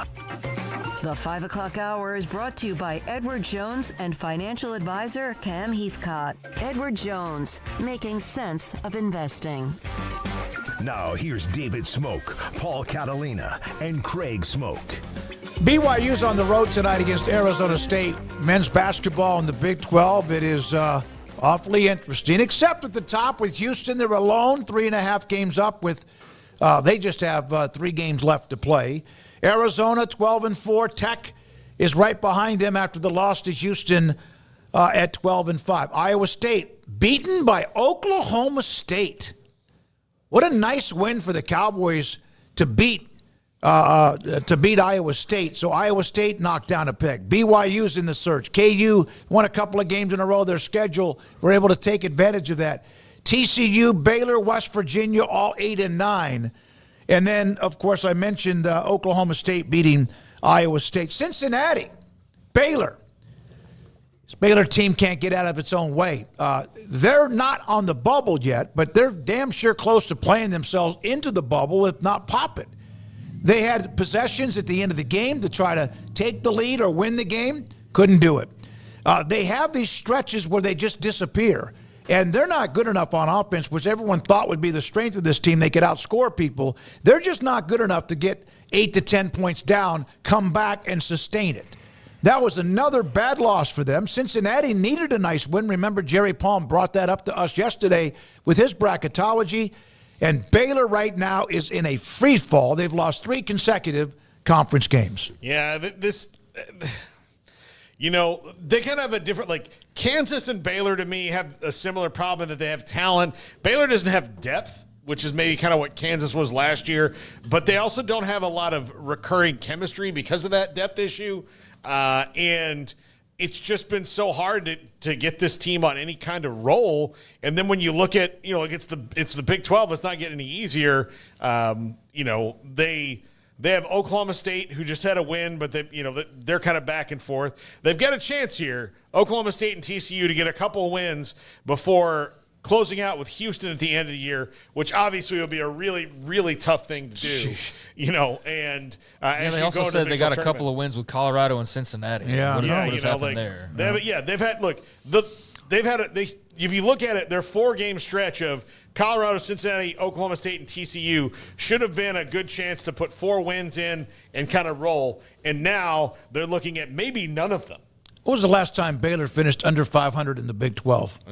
They played 18 games up until now. They, of course, have 20. They had that one team that Scott Drew discussed with Kansas State after they were in a bad free fall, where they were at one point like 1-8, ended up 9-9. But, you know, in the 500, you got to do that in every – used to be that was a criteria to make the tournament. You got to finish at least 500 no matter what conference you were in. That's not the case anymore. And the bracketology, the last bracketology, the last 4 byes, Vanderbilt, San Diego State, Oklahoma, who at times has been putrid, Nebraska, who couldn't score over 45 points in a game this week, last 4 in, Texas, Arkansas, Ohio State, Wake Forest. First 4 out, North Carolina, Indiana, Georgia, SMU. And the next 4 out, Xavier, Boise State, Cincinnati, and George Mason. But Cincinnati winning that game last night, as Jerry Palm said, they needed that win. That's not enough, but that gives them a chance. And right now they still have Baylor in the tournament. All the bracketologists, no matter who you look at, they have Baylor who is in the tournament. Let's be honest, they're 16-12. 8-9 in the conference. Forget about the quads and whatever. Who have they beaten? St. John's, hell of a team, is a good win, and they beat Kansas. Yeah, but you know, Arkansas looked like a good win early in the year. No, you know, but they don't have a lot of good wins at all. No, they don't. They've beaten a lot of teams that are a lot like them. They were beaten by 38 by Gonzaga, who's no longer maybe a tournament team. Lost to Tennessee, who's been number 1 on and off this year, by 15. They lost by 19 at Iowa State, 11 at Arizona. The 3-point loss at home against TCU, which TCU always beats Baylor in everything at home. Lost in a tough game at BYU where they had opportunities. Tech drilled them by 14, lost by 11 to Houston. And these last 3 games have been games that are right there. I was at the Arizona game. The Colorado game was a disaster, and Cincinnati, of course, was another mess. So Oklahoma State, who knows? They just beat Iowa State. So I'm not sure about that. TCU on the road, as you mentioned, Houston is at home. So it's going to be, I don't know if they have to win 2 of those 3, 1 of those 3, or any of them. Are they going to get in? They're not going to get in at 16-15. I can't imagine that. But where sometimes Baylor in some sports, they're hurt by what conference they're in the Big 12 in basketball, you can muddy it up a little bit, and maybe you get in because you're a part of the Big 12 conference. The SEC right now has 13 teams, according to bracketology. Big 10 with 10, Big 12 with 8. The ACC, which has always been the great basketball conference, but they've dipped with 4. Big East with 4, Mountain West with 3, and the West Coast Conference with just 2. ACC, I don't know how you spin that. Little basketball conference. You can't even talk basketball crap, then I don't know what you're doing as the ACC right now. So that's not good for Jim Phillips. That even that, I guess, mainstay strength of yours is not even perceived as that at this point. You still got big brands, but we know the storylines surrounding that. And, for them to have 4, that's pretty interesting. Well, Clemson's good, and Baylor knows that because last year they knocked them out. That's a different year, but Clemson's pretty good. Obviously, they have Duke, Louisville, Clemson, and then whoever survives, Wake Forest, SMU, and North Carolina. And you wonder if they had to come down to those 3 schools. Do logos matter in college basketball's tournament?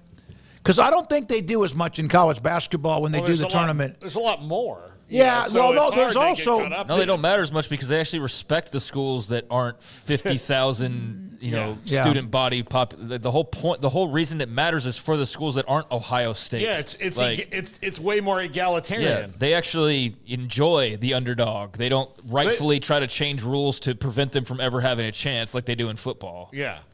Yeah. No. By the way, we mentioned S. Michael DeHart, big West Virginia fan. Good article today in The Athletic on Rich Rodriguez in West Virginia, if you're a Mountaineers fan or a Big 12 or college football fan, on Rich Rodriguez saying that this is it. This is his last stop. We've heard coaches say that before, but that's an article, good article to read about the Mountaineers as they try to renovate and the start of the Rich Rodriguez era. I thought this was interesting, and then Paul Catalina's top 5. Todd McShay used to be teamed up, double-teamed, whatever you want, a tag team with Mel Kiper. He's no longer with ESPN.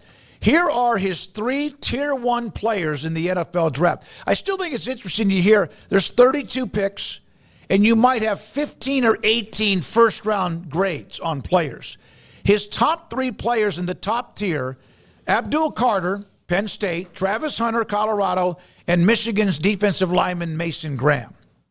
Tier 2, Ashton Genty, Penn State tight end Tyler Warren, Jalen Walker from Georgia, the outside edge rusher, Jahdae Barron, Texas corner, Will Campbell, the offensive tackle at LSU, and also tight end Colston Loveland at Michigan. And here's the last group among the top tiers for the first round. Mikael Williams, another stud edge from Georgia, Cam Ward, Miami quarterback, Omarion Hampton.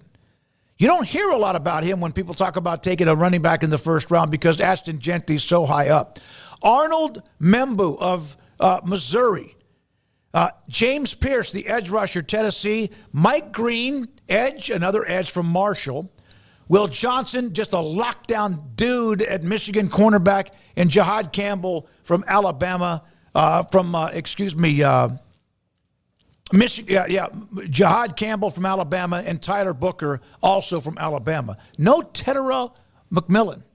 Teterow and McMillan's not a part of that list of high-level first-round grades. Yeah, I'm surprised. But this is kind of a different year. Like, Luther Burden up there. Like, last year's wide receiver class is probably better. But, I mean, there's 3 dudes for sure I would take in the first round if I was looking for a wide receiver. It would be McMillan, Burden, and Abuka, if not a couple more, that would sneak in there. But much better year for running backs. But I'm really surprised you didn't have them in that top tier because they don't make 6'5" guys that run like McMillan all that much. Yeah, it's not a vintage you can find. Yeah, hell of a player. But that's from Todd McShay, a different view again of the Combine, which starts officially tomorrow, and then, of course, the draft eventually in April. Paul Catalina's top 5 is next.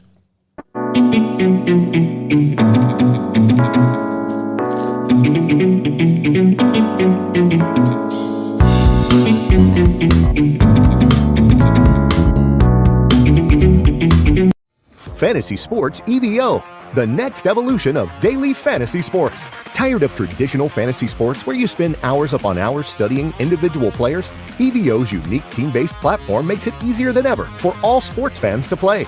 No need to know individual players. Just choose your contest, select your teams, and enjoy the game.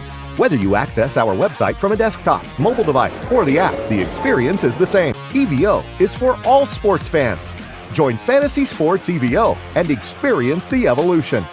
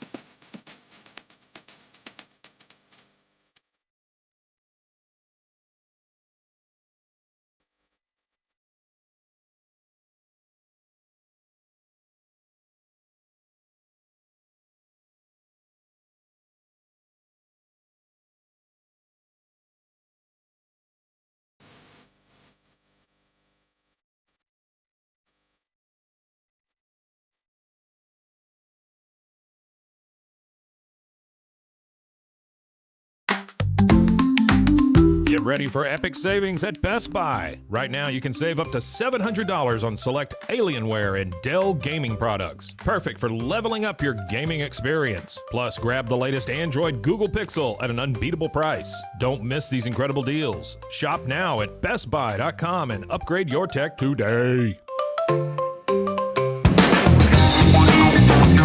This is Paul Catalina's Top 5, brought to you by Ticket Club. Forget the fees, just big savings. Click the link in the description to find out more. Welcome into Paul Catalina's Top 5, brought to you by Ticket Club. Like you heard Don say, click the link in the description. Top 5 Big Ten teams that will be better in 2025. Let's get into it. Number 5, Iowa. Mark Gronowski. No, not Gronkowski. Mark Gronowski played quarterback at South Dakota State. He has won a bunch of games. A bunch. He changes this team in ways that no single player has in the Kirk Ferentz era. Yes, I am saying that. It might be hyperbole, I don't know. But Kirk Ferentz has not had an abundance of, what do you call those guys? Quarterbacks. The position that Mark Gronowski plays. This could mean big things for Tim Lester's offense at Iowa, and it could make Iowa pretty scary to the big dogs for the first time, because really Iowa was scary to all the old school Big Ten teams that did the same thing they did. Defense, run the ball, defense, run the ball. Their defense was so lethal, they won so many games. But when it came down to playing somebody like Michigan, they got swirlied by the Wolverines or Ohio State or whoever. That could potentially stop now with an offense that's run by a quarterback who's got some skins on the wall. Now, yes, he has to make the jump from the FCS into the Big Ten, and that's a huge jump. But this guy has played at the highest level of the FCS, so I don't think that's going to be a problem. Plus, Iowa's defense protects him in that. He doesn't have to come in and score 42 points a game. He has to score in and come in and score 31. And then they'll win every game by 21 points. That's how good Iowa's defense has been. So, Iowa will be better in 2025.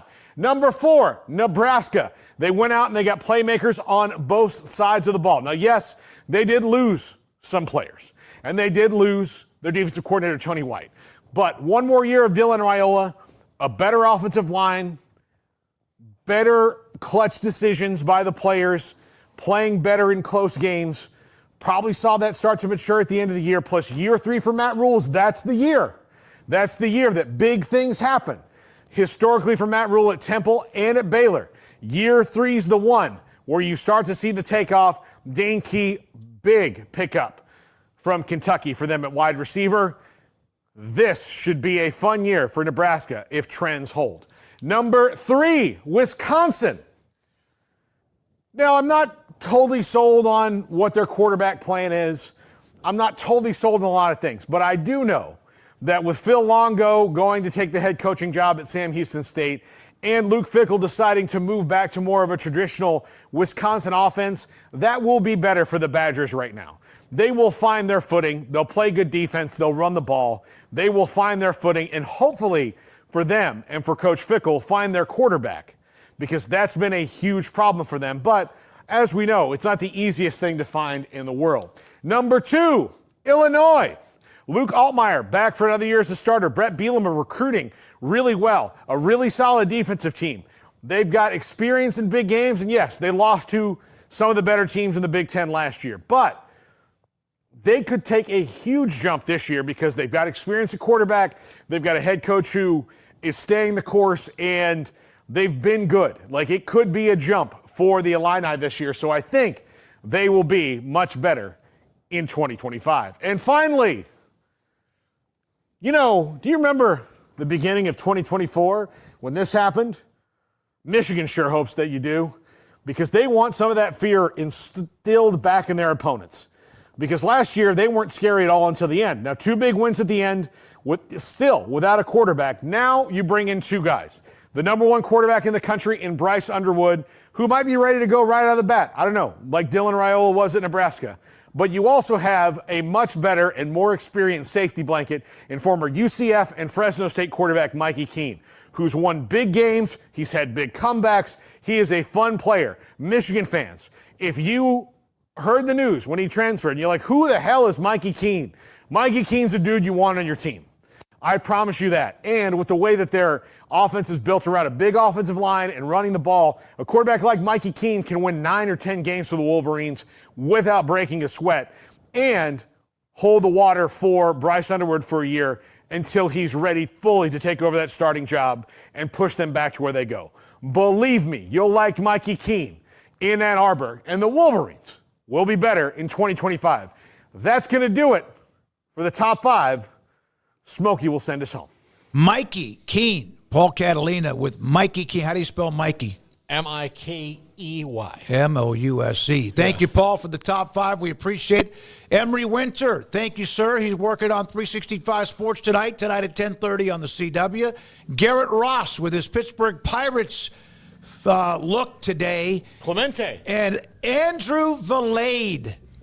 Wow. Thrown into the belly of the beast a little bit, huh? We're going to get him trained up. I mean, that's how you get pulled up to the bigs. We will have... You get a couple at bats in AAA, and then you come. He didn't know that there's a camera on him. The film don't lie. We will know a little bit more about his expertise or future here soon. I think his future is just fine. Paul Catalina, thank you. Craig Smoak, thank you. Appreciate all of our guests today. We appreciate your time. Tomorrow, back at it at 3 o'clock with 365 Sports. I'm David Smoak, and have a great evening.